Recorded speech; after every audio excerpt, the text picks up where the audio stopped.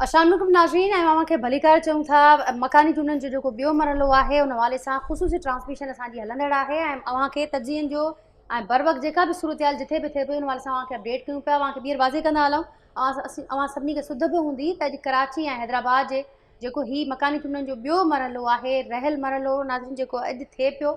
ऐं उन खां सवाइ अव्हांखे ॿुधाईंदा हलूं त कराची जा 7 ज़िला आहिनि ऐं हैदराबाद डिवीज़न जा 9 ज़िला आहिनि जंहिंमें अॼु मकानी चूंडनि जो मेलो सजायो वियो। समूरो ॾींहुं नाज़रीन वोट कास्ट कया विया आहिनि। जेतोणीकि ॼाणायो पियो वञे त जेको टर्नआउट आहे मजमूई उहो घटि ॿुधायो पियो वञे, पर असीं ॾिठो आहे त जेका समूरी सूरत हाल रही आहे, चई सघिजे थो तमामु जेको को वॾो वाक़ियो, को अहिड़ो अणवणंदड़ वाक़ियो किथे बि रिपोर्ट न थियो आहे। मजमूई सूरत हाल पुरमन रही आहे, बहितर रही आहे ऐं ख़ैर ख़ैरियत सां ही जेको ॿियो मरहलो आहे जेको केतिरा ई भेरा डिले थियो, केतिरा ई भेरा उन ते एतिराज़ बि साम्हूं आया ऐं काल्ह राति ताईं बि देरि ताईं असां ॾिठोसीं त उन मामले ते एतिराज़ बि साम्हूं आया, पर उन खां बावजूदि हीउ मरहलो थी चुको आहे हाणे। ऐं कुझु देरि खां पोइ ऑफिशियली जेको वक़्तु मुक़ररु कयो वियो आहे 6 वॻे धारे जेके रिज़ल्ट्स आहिनि, ज़ाहिर आहे उन्हनि जी ॻणप वारो सिलसिलो बि हाणे शुरू थी चुको आहे, पर ऑफिशियली जेका अनाउंसमेंट थींदी उहा 6 वॻे खां थींदी। त उन हवाले सां असीं अव्हांखे अपडेट बि कंदासीं जेका समूरे ॾींहं जी सूरत हाल रही आहे।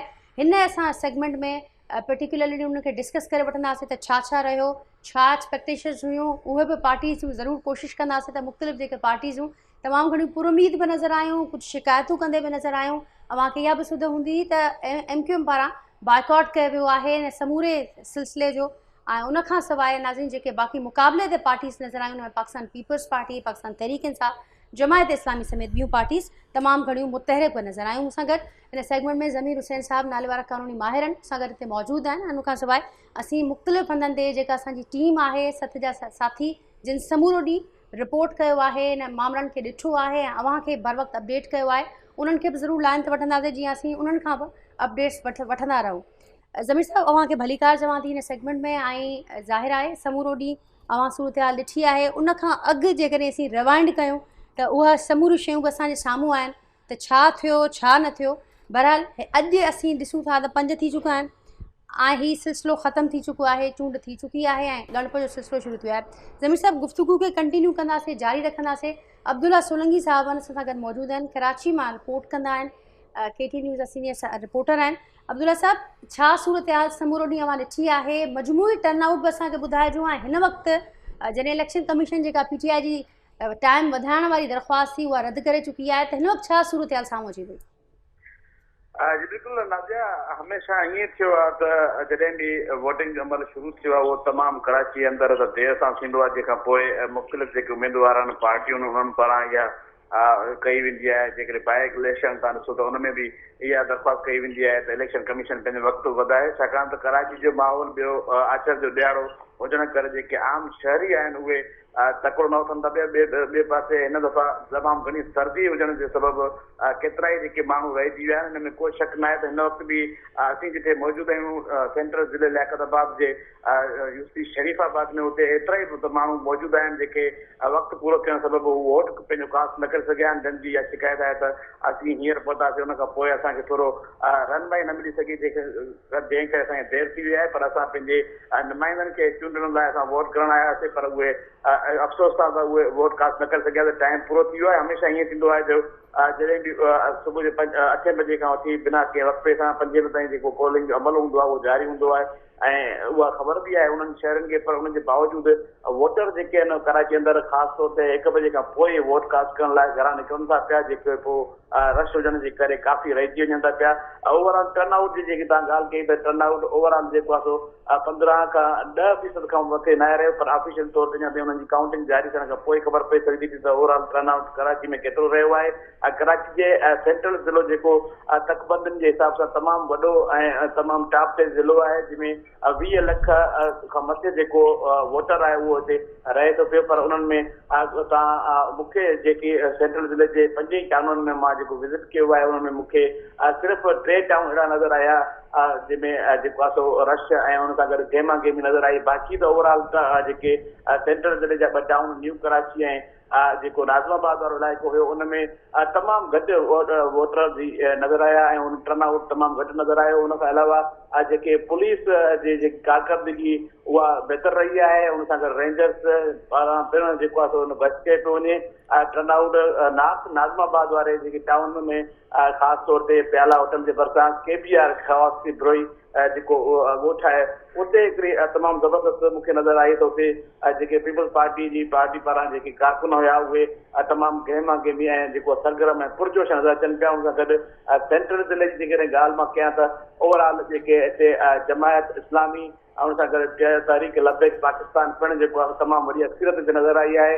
कराची जे अंदरि जेके टाउननि में ख़ासि तौर ते इलेक्शन थी रही आहे वार्डनि ते उन्हनि जे जेको वोटर आहिनि उहे तमामु पंहिंजे पुरजोश नज़र आया, पर किथे किथे त बिल्कुलु उहे वोटर नज़र न आया। ओवरऑल जेकॾहिं मां तव्हांखे कराची जी सूरत हाल ॿुधायां त अमन अमान जे हवाले सां बिल्कुलु बहितर रही आहे, जिते 43,000 खां वधीक पुलिस जा एहलकार हुया, जंहिंमें सिर्फ़ु पुलिस न पर एक्साइज़ खातो, सिंध गवर्नमेंट जो एंटी करप्शन खातो ऐं ॿिया खाता पिणु जेको मौजूदु हुया, जिन तमामु बहितरीन कारकर्दगी ॾेखारी वई। ठीकु आहे अब्दुल्ला, तव्हांजी वॾी महिरबानी अपडेट करण लाइ। नाज़रीन, 10 खां 15 सैकड़ो जे विच में मजमूई टर्नआउट ॿुधाए वञे, जेतोणीकि अञा ताईं ऑफिशियली उनखे ज़ाहिर न कयो वियो आहे। उन सां गॾोगॾु वहीद बि असांखे अब्दुल्ला जी असांखे अपडेट कयो त जेका समूरी सूरत हाल रही आहे मुनमान जे हवाले सां बहितर इंतज़ाम कया विया हुआ ऐं सूरत हाल बि बहितर रही आहे।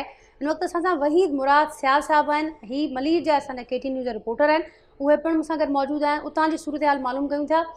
मलीर में छा सूरत हाल रही, वहीद असांखे अपडेट कजो ऐं केतिरो टर्नआउट इते ॾिठो वियो? जी नाजिया, बिल्कुलु हिते डिस्ट्रिक्ट मलीर में 3 टाउन आहिनि, इब्राहिम हैदरी, गडास, मलीर टाउन। हिननि 3 टाउननि में टर्नआउट बिल्कुलु जेको आहे सो घटि रहियो आहे। अॻु जी भेट में वोटरनि जी दिलचस्पी घटि रही आहे। मलीर जे टाउननि में 3 यूनियन कमेटियूं आहिनि, जिते 7,42,000 वोटर आहिनि ऐं 1,042 जेको आहे उम्मीदवार हुआ, जिन्हनि जे विच में मुक़ाबिलो थियो आहे। हिते टर्नआउट मुकमिल तौर ते जेको आहे सो अॻु जी भेट में तमामु घणो घटि रहियो आहे। तव्हांखे असीं ॿुधाईंदा हलूं त हिते इलेक्शन कमीशन पारां जेके सिक्योरिटी जे हवाले सां जेके उपाउ वरिता विया हुआ, उनमें रेंजर्स ऐं पुलिस वक़्तन बवक़्तु गश्त पे कया। मुख़्तलिफ़ जेको आहे सो हसास ॾिनल जेके इंतिहाई हसास ॾिनल पोलिंग स्टेशन 119 उन्हनि में जेको आहे कैमराऊं पिणु लॻायूं वयूं ऐं हुते जेको आहे सो सिक्योरिटी तमामु इंतिहाई जेको आहे सो सख़्त हुई। उनजे बावजूदि मलीर टाउन जो UC गाज़ी दाऊद बिरोई आहे, उते आंसू ॻोठ जी हिकिड़ी पोलिंग स्टेशन आहे, जंहिं ते सुबुह सवेर खां वठी जेको आहे सॼो ॾींहुं हिन वक़्तु 5 वॻे ताईं पोलिंग जे बंदि थियण जी कशीदगी रही। सॼो ॾींहुं जेको आहे सो हितां चूंडियल MPA ऐं मुख़्तलिफ़ जेके सियासी अॻुवान आहे उन्हनि जे अचण सबबु जेको आहे तमामु हिते झेड़ो रहियो आहे। SSP मलीर अरफान बहादुर समेत रेंजर्स जेको आहे हिते पहुची मुख़्तलिफ़ वक़्तनि ते जेको आहे हिते उन्हनि जेको आहे झेड़ो टारियो। ईअं ई जेको आहे सो UC चश्मा, पिपरी, मेमनगोट समेत जेके मुख़्तलिफ़ इलाइक़ा आहिनि उते कशीदगी वारी सूरत हाल थी वई। तव्हांखे असां ॿुधाईंदा हलूं टर्नआउट बिल्कुलु न हुजण जे बराबरि आहे, जेको ख़ासि तौर ते ॿाहिराड़ी वारा जेके इलाइक़ा हुआ, ख़ासि गडाप, वाणकंड, मोइदान, खार ऐं कंड जंग वारा जेके इलाइक़ा हुआ, इब्राहिम हैदरी, रेड़ी ॻोठ समेत जेके गुलशन दीद, गगर फाटक आहिनि, शाह लतीफ़ टाउन, मलीर जा जेके ही दरसाण शनो वारा इलाइक़ा आहिनि, उनमें बि तमामु घटि टर्नआउट रहियो आहे। मलीर सां गॾु जेको ज़िलो ओभर आहे सचल ॻोठ सां गॾु भेटाइयाबाद आहे, भेटाबाद सां गॾु जेके नादरम बाईपास, गुलशन मेमार वारा जेके फ़कीरा ॻोठ, धणी बख्श ॻोठ, खाजम सोलंगी ॻोठ और हब डैम ते जेके नादरम बाईपास जा ॻोठ ऐं पोलिंग स्टेशन जिते क़ाइमु उहे तमामु घटि टर्नआउट रहियो आहे। ख़ासि तौर जेको सब्जी मंडी जे भरिसां धणी बख्श ऐं सोरापुर टाउन हो, उते जेको आहे 10:30 लॻे खां वठी पोइ जेको आहे पोलिंग जो अमल जारी रहियो। काफ़ी सारनि माण्हुनि ते पोलिंग ते एहतजाज बि कयो।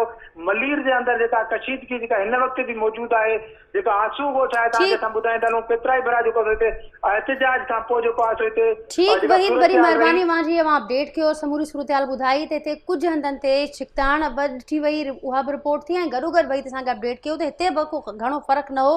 जेको टर्नआउट हो उहो तमामु घटि नज़र आयो। माज़ी जी भेट में बि ॼाणाइनि पिया त अॻु खां भेट में हिन भेरे टर्नआउट तमामु घटि नज़र आयो। असीं उन ते बि ज़रूरु ॻाल्हाईंदासीं, ज़मीर साहब बि मूंसां गॾु मौजूदु आहिनि, पर उन खां अॻु असीं चाहियूं पिया तव्हांखे थोरो जेका सिचुएशन रही आहे मुख़्तलिफ़ हंधनि ते, असांजी टीम उनखे कीअं ॾिठो आहे, जेके रिपोर्टिंग लाइ उते मौजूदु हुआ, उन्हनि खां थोरो अहवाल वठूं ऐं उन खां पोइ असीं गुफ़्तगू खे कंटिन्यू कंदासीं। मूंसां गॾु हींअर मौजूदु आहिनि इमाम अली भलाई, मूंसां गॾु मौजूदु आहिनि हैदराबाद मां KT न्यूज़ जा रिपोर्टर आहिनि।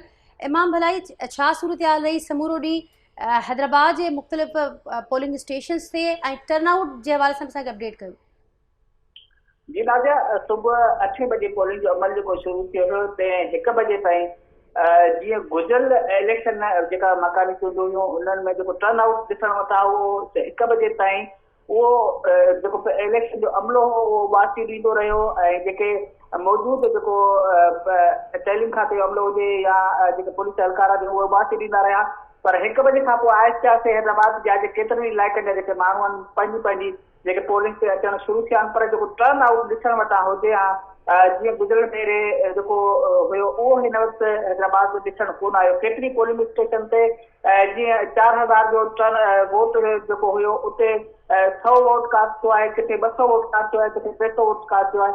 पर जेको टर्न आउट ॾिसण वटां हुयो, जेके उमेदवारनि जी जेका हमांगी हुई, जेके वोटरनि जी हमांगी हुई, उहा जेका आहे तमामु घटि नज़र आई। जन त हैदराबाद जी सॼी सूरत तव्हांखे ॿुधायां त लतीफ़ाबाद, कासमाबाद ऐं हैदराबाद जा केतिरा ई जेके इलाइक़ा आहिनि उन्हनि में टोटल जेके पोलिंग हुयूं 723 क़ाइमु कई हुयूं। जन त पोलिंग स्टेशन ते वोटरनि जो टर्न आउट मजमूई तौरु घटि रहियो। मुख़्तलिफ़ पोलिंग स्टेशन ते मुख़्तलिफ़ जेके खोट जी जेके शिकायतूं साम्हूं आयूं इलेक्शन में पीपी, पीटीआई, जमायत इस्लामी, तहरीक लबैक समेत कॉन्ग्रेस पार्टियुनि जा जेके उमेदवार थोरे आज़ादु उमेदवारनि हैदराबाद में हिसो वरितो। उन्हनि जो टोटल तइदाद 2251 आहे। जन त सिक्योरिटी जा इंतज़ाम मुकमल कया विया हुआ।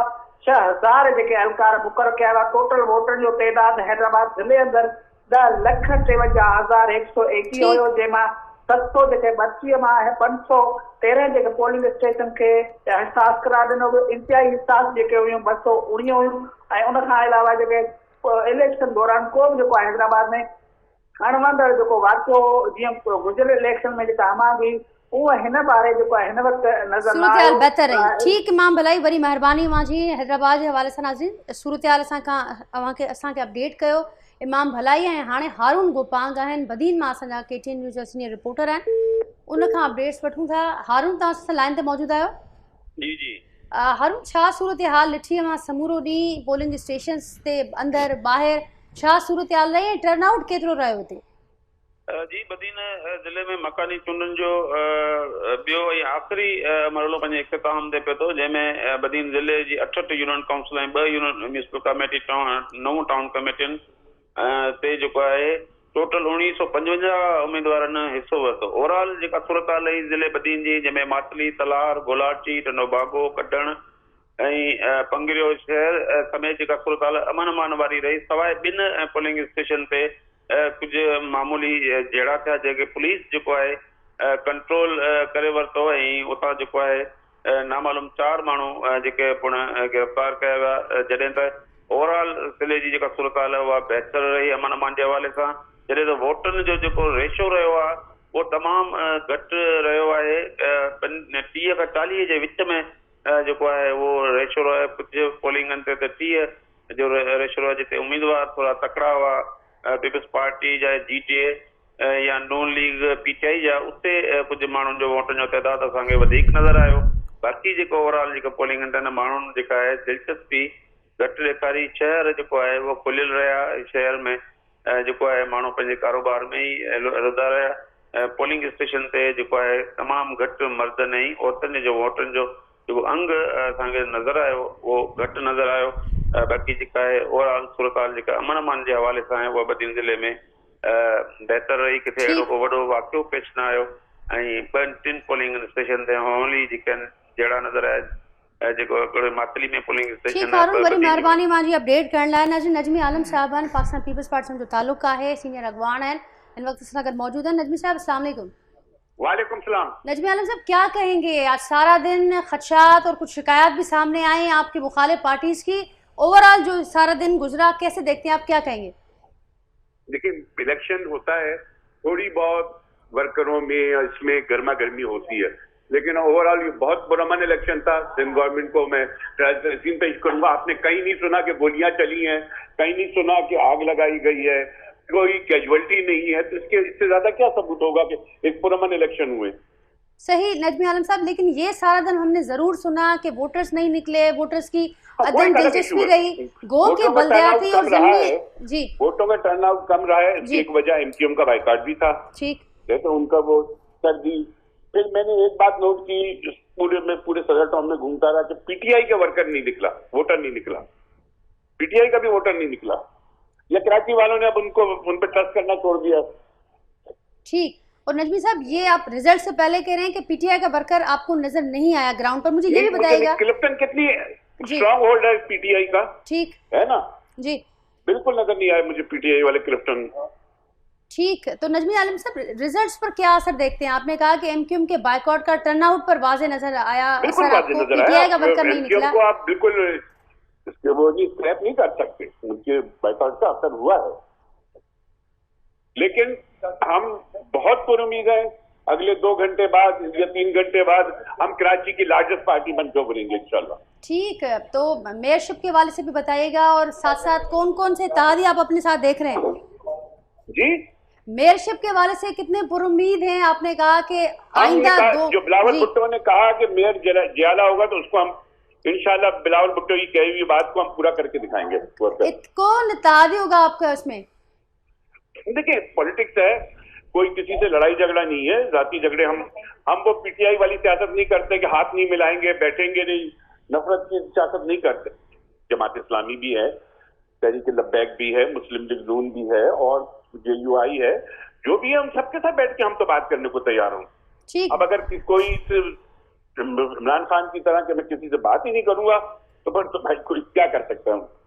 ठीक, बहुत शुक्रिया नजमी आलम साहब। नजमी आलम साहब के वहाँ ॿुधो जेके दावा कनि पिया त आइंदा जेके ईंदड़ 2 कलाक हूंदा उन में Pakistan Peoples Party largest winning party थी करे साम्हूं ईंदी। ऐं जियालनि खे मेयरशिप खे वठी करे तमामु घणा पुरुमीद आहिनि, ऐं ॼाणनि पिया त शायदि उनखे ज़रूरत ई न पए कंहिंखे गॾु खणण जी। जेको मैजिकल नंबर जेको 124 जो आहे उहो शायदि पाण ई हासिलु करे वठनि। मूंसां गॾु स्टूडियो में ज़मीर साहब आहिनि, मूंसां गॾु स्टूडियो में असांजे सत जा सीनियर साथी आहिनि, ब्यूरो चीफ आहिनि कराची जा वहीद राजपर साहब, उहे पिणु मौजूदु आहिनि। वही साहब, अव्हांखे बि भली कार चवां थी हिन सेगमेंट में। ज़मीर साहब बि मूंसां गॾु मौजूदु आहिनि। ज़मीर साहब, अवां वटि अचां थी, असीं बार बार इहा ॻाल्हि ॿुधीसीं, ज़ाहिर आहे पार्टीज़ ॼाणनि पियूं त असीं ॾिठो आहे त जनरल इलेक्शन खां जे भेट में नंढी चूंड हुजे या लोकल मकानी चूंड हुजे, हुन में टर्नआउट उहो बि घटि रहे थो। अॼु मोकल जो ॾिहाड़ो बि हो, पर इन सां गॾोगॾु कुझु इहा बि राय साम्हूं अचे पई त ज़ाहिर आहे पार्टीज़ उन तरीक़े सां बार बार डिले थियणु, वरी जेका सूरत हाल असां वटि आहे, ऐं पार्टीज़ शायदि ओतिरो असरु न विझी सघियूं आहिनि या शायदि एतिरी असराती कैंपेन्स न करे सघियूं आहिनि। अव्हांखे छा पियो लॻे? बिस्मिल्लाहिर्रहमानिर्रहीम। सभ खां पहिरियों अव्हां जो मशकूरु आहियां। अर्ज़ु इहो आहे त हीअ जेकी इलेक्शन इहा वाज़े जेको आहे सो कंहिं शेड्यूल जे तहत न थी, ऐं हर कंहिंखे हर पार्टी खे इहो ई लॻे पियो त थींदी या न थींदी, ऐं आख़िरी मूमेंट ताईं MQM ऐं बाक़ी जीअं सिंध गवर्नमेंट हुई उहा बि इलेक्शन कमीशन सां रुजू में हुई त हीअ कंहिं तरीक़े सां पोस्टपोन थियनि। उन जे हिसाब सां जेकी ॿियूं पार्टियूं बि हुयूं उन्हनि जो बि इहो ई मौक़िफ़ हुयो त बाबा सिंध गवर्नमेंट ऐं कराची जी जेकी नुमाइंदगी कंदड़ रही आहे पार्टी या क्लेमेंट आहे MQM, उहा बि जेकॾहिं इलेक्शन कमीशन सां रुजू में आहे त शायदि पार्टी जेको आहे सो ही इलेक्शन जेकी आहे उहो पोस्टपोन थींदी, पर ईअं न थियो। एंड टाइम ते जेको आहे सो सिंध गवर्नमेंट जी जेकी रेफरेंस हुयो या एप्लीकेशन हुई उहा बि रद्द थी वई, ऐं जेको MQM जो मौक़िफ़ हुयो उहो बि इलेक्शन कमीशन क़बूल न कयो ऐं जेको आहे सो इलेक्शन थी। हाणे एॾे शार्ट इहो ॼाणां थी ज़मीर साहब त अञा बि जेको ऑर्डिनेंस वारो हो उहो हिकिड़ो ऑप्शन मौजूदु हो, ऐं इहा बि ॻाल्हि कंदा जेतोणीकि पीपल्स पार्टी फुल रज़ामंदी ज़ाहिर न कई, पर इहे इन ॻाल्हि ते गौर हो त असीं गौर करे सघूं था जेकॾहिं ही इलेक्शन कमीशन वटां रद्द हिकिड़ो इहो अर्ज़ु आहे त इहो सियासी फ़ैसिलो हुयो सही, ऐं इहा सियासी एजेंडा हुई। कानूनी तौर ते मुंहिंजो जेको ख़्यालु आहे गवर्नर जो ऑर्डिनेंस इलेक्शन कमीशन ते जेको आहे लागू नथो थी सघे। जेकॾहिं प्रेसिडेंशियल ऑर्डिनेंस हुजे हा त पोइ उहो इलेक्शन कमीशन ते असरअंदाज़ थिए बि हा ऐं उहो इलेक्शन कमीशन मञे बि सघे थी, पर गवर्नर जो जेको आहे सो प्रोविंशियल जेको आहे उहो जेको आहे सो लागू न पियो थी सघे। ज़मीर साहब, गुफ़्तगू खे कंटिन्यू कंदासीं। मूंसां गॾु अरसलान ताज साहब आहिनि, पाकिस्तान तहरीक इंसाफ जा सीनियर अॻवान आहिनि। अरसलान साहब अस्सलाम वालेकुम। अरसलान ताज साहब अस्सलाम वालेकुम। हेलो अरसलान साहब अस्सलाम वालेकुम, मेरी आवाज़ आप तक ठीक पहुंच रही है? जी जी आ रही है आवाज़। अरसलान साहब, क्या कहेंगे आज के दिन के हवाले से, इलेक्शन के हवाले से? देखिए, इलेक्शन का दिन सुबह से बल्कि कल से आप देखें तो एक तरह का ऐसा इलेक्शन कमीशन की नाअहली और इस तरह की बद इंतजामी मैंने शायद कमी देखी, मैंने तो नहीं देखी। आखिरी वक्त तक जो है इनके पास अमला नहीं था। एक पोलिंग स्टेशन गुलशन इकबाल में हशमत पब्लिक स्कूल, वहां पे पहला वोट दोपहर के 1 बजे पड़ा है, क्योंकि वहां अमला नहीं था और वहां पर उनके पास मटेरियल भी नहीं था। तो पूरा दिन हम इसी तरह लगे रहे। हमें इलेक्शन कमीशन वाले कहते थे कि जी हमारे पास अमला नहीं है, आपके अगर जानने पहचानने वाले अगर कोई सरकारी लोग हैं तो हमें बताएं। ये तो हाल था इलेक्शन कमीशन का। तो इलेक्शन कमीशन की आज भरपूर किस्म की नाअहली सामने आई है। पूरा दिन सिंध हुकूमत की टीवी पे ऐड चलते रहे। जब हमने लेटर लिख के भेजा पीटीआई ने ऑफिशियली, उसके बाद इलेक्शन कमीशन को जाग आई, वरना तो वो टीवी देख ही नहीं रहे थे।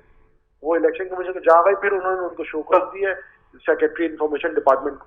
तो इलेक्शन कमीशन बहुत बुरी तरह बेनकाब हो गया है। और हम जब कहते हैं कि इलेक्शन कमीशन एक नाअहल तरीन इदारा है, वो वाजे हो चुका है। तो अब आगे की हिकमत अमली क्या होगी अरसलान साहब, और साथ साथ नताइज के हवाले से भी बताएं। आपने कहा कि शिकायत भी दी, वक्त बढ़ाने की आपकी जो इस्तदा थी वो भी इलेक्शन कमीशन की जानिब से रद्द हो गई, तो टाइम भी वही रहा।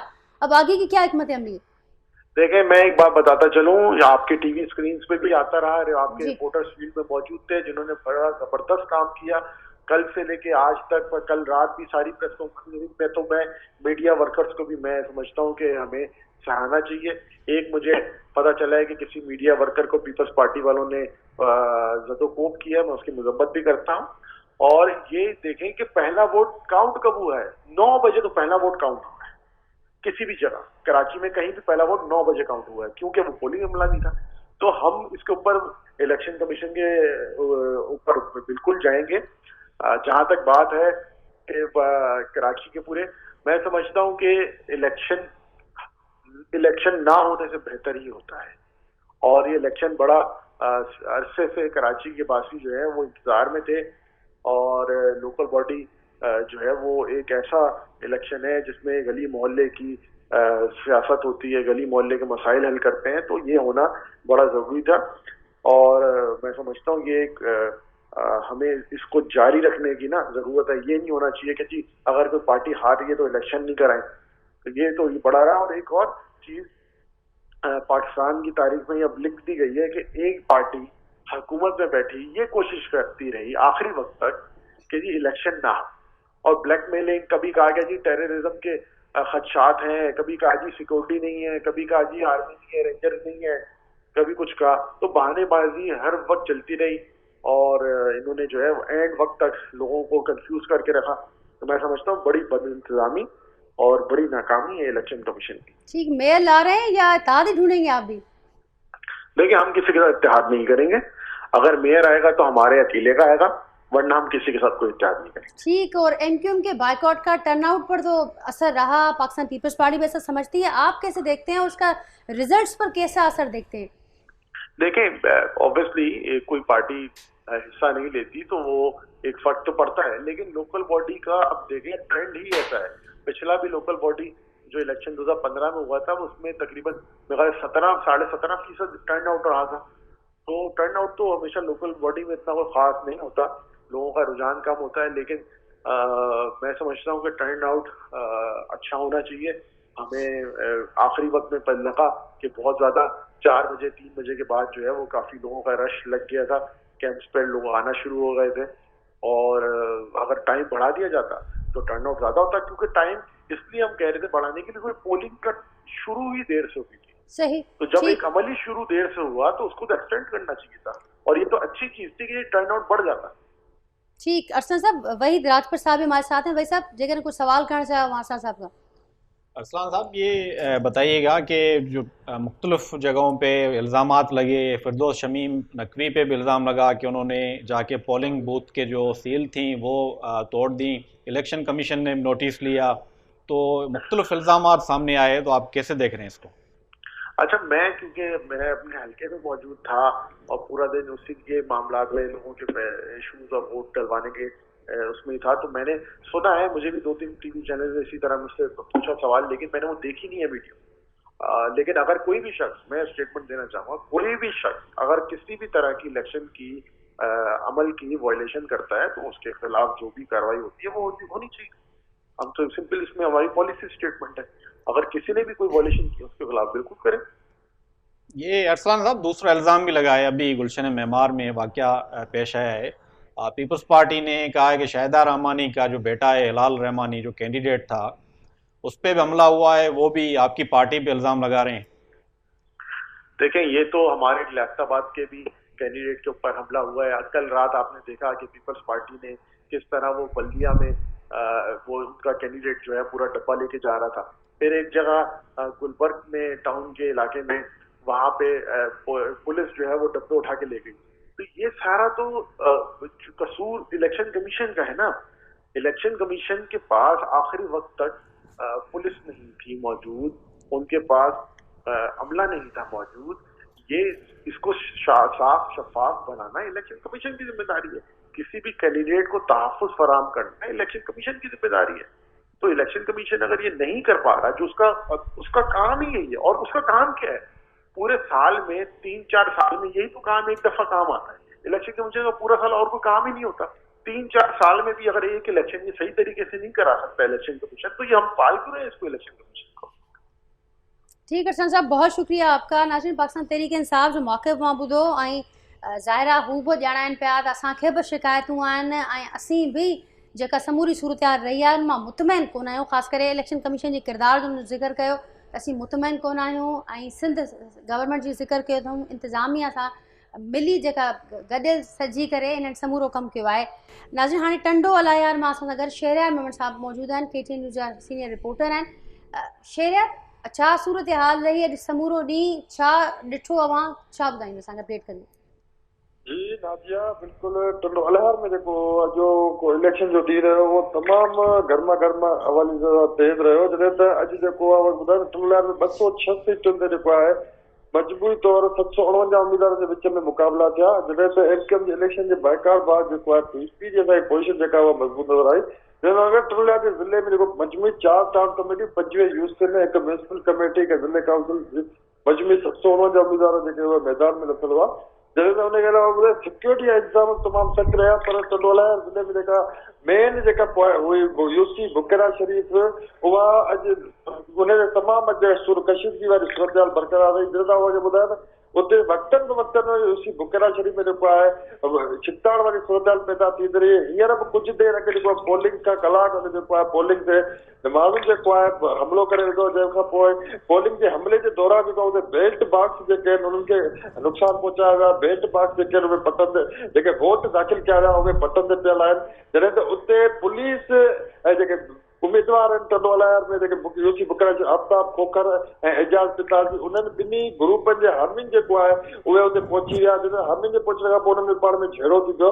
जहिड़े नतीजे में पुलिस ऐं रेंजर्स जेका आहे उहा उते पहुची चुकी आहे। जंहिं लाठबाज़ी करे उते माण्हुनि लठबाज़ी कई, जंहिंमें केतिरा ई माण्हू जेके शदीद ज़ख़्मी थी पिया, जंहिं में माण्हुनि में भाॼ पइजी वई। जंहिं उहे ॿुधायो त हींअर जेका मौजूदा सूरत हाल आहे, हींअर थी त रेंजर खां सूरत हाल कंट्रोल खां ॿाहिरि निकिरी चुकी आहे। आर्मी खे जेको आहे उते हींअर तलब कयो वियो आहे। जेके आर्मी उतां टंडो अलाहार खां बुकेरा शरीफ़ तां रवानी थी चुकी आहे, जेका सूरत हाल जो राब्तो वारी कोशिशि करे रही आहे।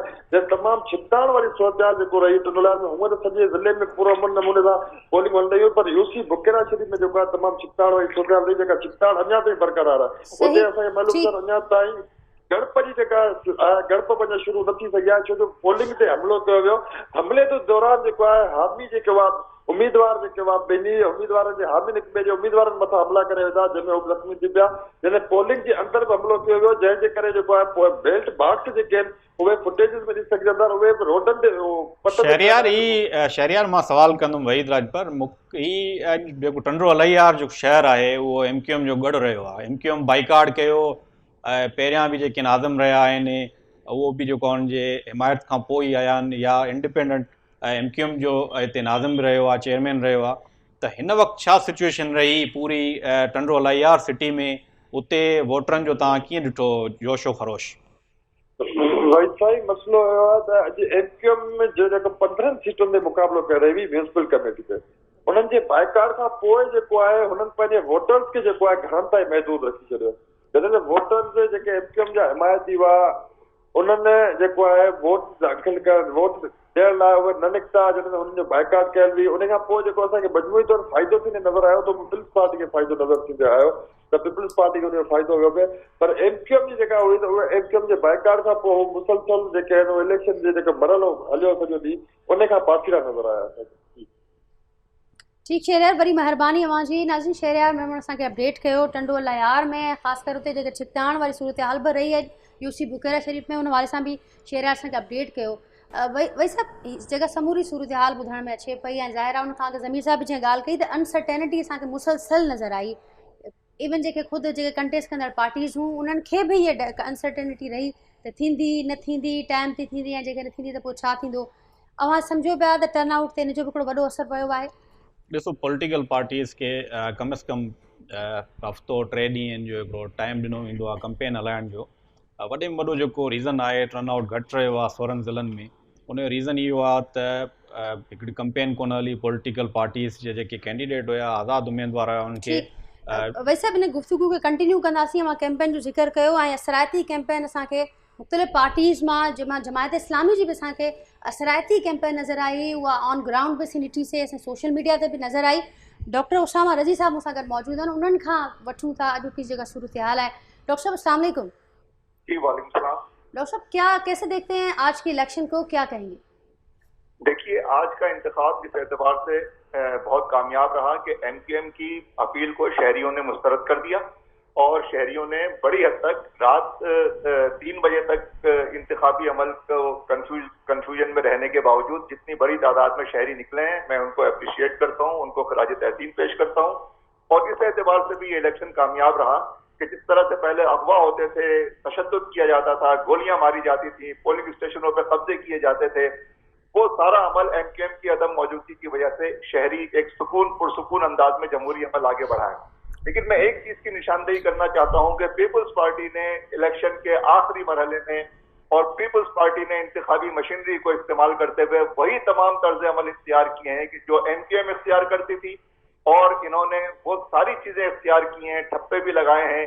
इंतखाबी मशीनरी के जरिए उन्होंने मीडिया के अमले को भी जो है वो पोलिंग स्टेशन में दाखिल नहीं होने दिया है, और वो तर्ज अमल इख्तियार किया है जो अंदरून सिंध इख्तियार करते हैं।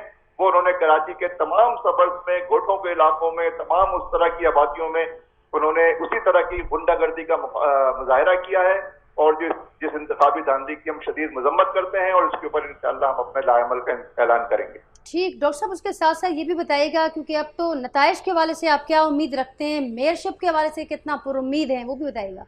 देखिए नताइज के एतबार से जो हम इस वक्त देख रहे हैं वो ये कि शहरियों ने मेन स्ट्रीम शहर से पीटीआई को भी जो है शहरियों ने मुस्तरद कर दिया है। ये तो किसको कितनी सीटें मिलेंगी ये तो मैं नहीं कह सकता, कोई नजूमी ही बता सकता है, लेकिन तजज़िये और मुशाहिदे की हद तक जो बात है वो ये है कि मेन स्ट्रीम शहर में जमात इस्लामी नंबर 1 पार्टी के तौर पर नजर आ रही है। सबर्ब्स में और इस तरह की तमाम कराची से मुल्का आबादियों में पीपल्स पार्टी का नजर आ रही है, और मेन मुकाबला मैं समझता हूँ जमात इस्लामी और पीपल्स पार्टी के दरमियान ही बन गया है। ठीक ठीक। और 2002 में जो सिचुएशन बनी थी उस वक्त भी बाइकआउट किया था एमक्यूएम ने, उसको अब एक बड़ा फायदा हमने देखा कि काफी वक्त तक वो देखिए एमक्यूएम अवाम की आंखों में धूल झोंक रही है। एमक्यूएम अगर इस मसले पे सीरियस थी तो उसको हुकूमत से अलहदा होना चाहिए था, उसको पीटीआई से निकलकर पीडीएम की हुकूमत में शामिल नहीं होना चाहिए था। शामिल हो गए थे और उनका मुतालबा नहीं माना गया और वो सीरियस थे, तो उन्हें बाइकाट करने से पहले अगर वो अपनी वजारतों से इस्तीफा देते तो उसको उसमें एक वजन होता और उसको संजीदा लिया जाता। लेकिन इन्होंने ऐसा कोई काम नहीं किया और इनके पैरों के नीचे से जमीन निकल चुकी है, अवाम के सामने बेनकाब हो गए हैं, ये एतमाद खो चुके हैं, शहरियों ने इनको पहचान लिया है और अब कराची एमक्यूएम के साथ जाने को तैयार नहीं। ठीक है, वही राजपूत साहब भी सवाल करना चाहेंगे। जी भाई साहब। उसामा साहब ये बताइएगा, जो सियासी तज्जिया निगार हैं वो ये कह रहे हैं कि पीपल्स पार्टी, पीटीआई, जमायत इस्लामी, इन तीनों में से कोई भी जो है 126 जो सीटें हैं वो हासिल नहीं कर सकेंगी, किसी न किसी को एक दूसरे के सहारे की इताअत की ज़रूरत है, तो आप इसको कैसे देखते हैं? नहीं, मैं समझता हूँ ये तज्जिया बड़ी हद तक सही है। ऐसा महसूस नहीं हो रहा है कि कोई एक पार्टी जो है वो पूरे शहर में स्वीप कर रही है। मैंडेट बहुत डिवाइडेड नजर आता है। मेन स्ट्रीम शहर में नंबर 1 जमात इस्लामी और उसके साथ पीछे पीछे पीटीआई शायद किसी हद तक मौजूद हो, और सबर्ब में भी इन्हीं तीनों पार्टियों के दरमियान वोट तकसीम होता हुआ नजर आता है, जिसमें मेजर शेयर होल्डर मुझे पीपल्स पार्टी लग रही। तो क्या फ्यूचर में जमायत इस्लामी और पीपल्स पार्टी का इत्तेहाद हो सकता है मेयरशिप और डिप्टी मेयरशिप के लिए?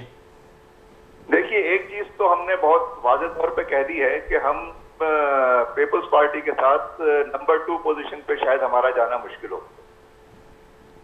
ठीक ठीक डॉक्टर साहब, बहुत शुक्रिया, आपने वक्त निकाला, KTN पर मौक़िफ़ दिया। नाज़रीन, टाइम असां वटि घटि आहे ऐं हेडलाइंस खां पोइ ज़ाहिर असां वापसि बि ईंदासीं, पर उन खां अॻु हिकु ख़बर तव्हांखे ॾींदासीं।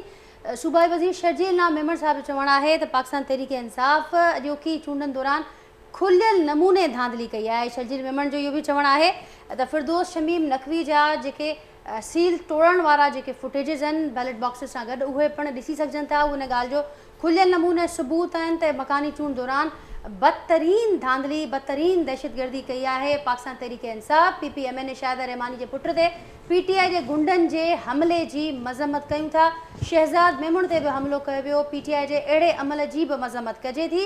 सूबाई वज़ीर शर्जील इनाम मेमण जो चवणु आहे त PTI कराचीअ में मकानी चूंड दौरान बदतरीन दहशतगर्दीअ जो मुज़ाहिरो कयो आहे। जहिड़े रीति फिरदौस शमीम नक़वी बैलेट बॉक्स खोलींदो रहियो, खुलियल नमूने जो सबूत आहे। PPMN ने शाहिद रहमानी जे पुट ते PTI जे गुंडनि जे हमले जी मज़म्मत कयूं था। शहज़ाद मेमण ते बि हमिलो थियो।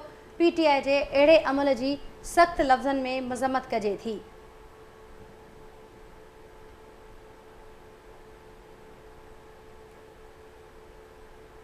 जी नाज़रीन, तव्हांखे अपडेट कयोसीं। उन खां अॻु उसामा रज़ी साहब असां सां गॾु मौजूदु हुआ ऐं जंहिं पार्टी सां वेही साहब ॻाल्हाइजे थो ज़मीर साहब, त हू तमामु घणा पुरउमीद बि नज़र अचनि था। ज़ाहिर आहे कुझु ई देरि आहे, तंहिंखां पोइ रिज़ल्ट्स अचणु शुरू थी वेंदा। अर्ज़ु इहो आहे त तमामु पार्टियूं पंहिंजे तौर ते हमेशह इहो रहंदियूं आहिनि त असीं जेको आहे सो इलेक्शन खटींदासीं, पर इहो फ़ैसिलो जेको आहे सो बैलेट ई कंदो।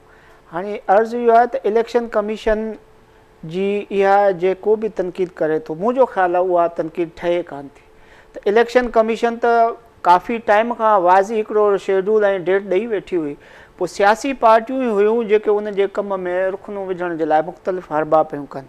हाणे इलेक्शन कमीशन खे पोइ बि जस हुजे त जेको बि टर्न आउट आयो, चाहे उहो MQM जे बाइकाट जे करे आयो आहे, ऐं MQM में बि ॿ एस्पेक्ट आहिनि। हिकु त अल्ताफ़ हुसैन जेको हिननि जो बानी हो, उन जेको आहे सो पहिरियों बाइकाट जो चयो आम शहरियुनि खे, बाद में फिर ही जेको आहे सो MQM पाकिस्तान बि इन जो ऐलान कयो त बाबा असीं जेको आहे सो इंतिखाब जो हिसो न वठंदासीं। ऐं उन खां पोइ इन जे बावजूद बि अवां ॾिसो त अॼु जेको बि इंतज़ाम रहियो आहे इलेक्शन कमीशन जो, उहो तमामु बहितरीन तरीक़े सां थियो आहे। छोटा मोटा वाक़िया थिया आहिनि ऐं अहिड़े तरह जा इहे थींदा आहिनि। बाक़ी टर्न आउट जी ॻाल्हि इहा आहे त हिकु त सर्दी, ॿी इहा गैर यकीनी सूरत हाल त आया जेको आहे सुभाणे इलेक्शन थींदी न थींदी, छो जो राति जो 12 बजे ताईं MQM ऐं ॿिया जेको आहे जारी रखंदासीं। हिन वक़्तु ब्रेक था वठूं ऐं उन खां पोइ वापसि अची ट्रांसमिशन खे कंटिन्यू कंदासीं।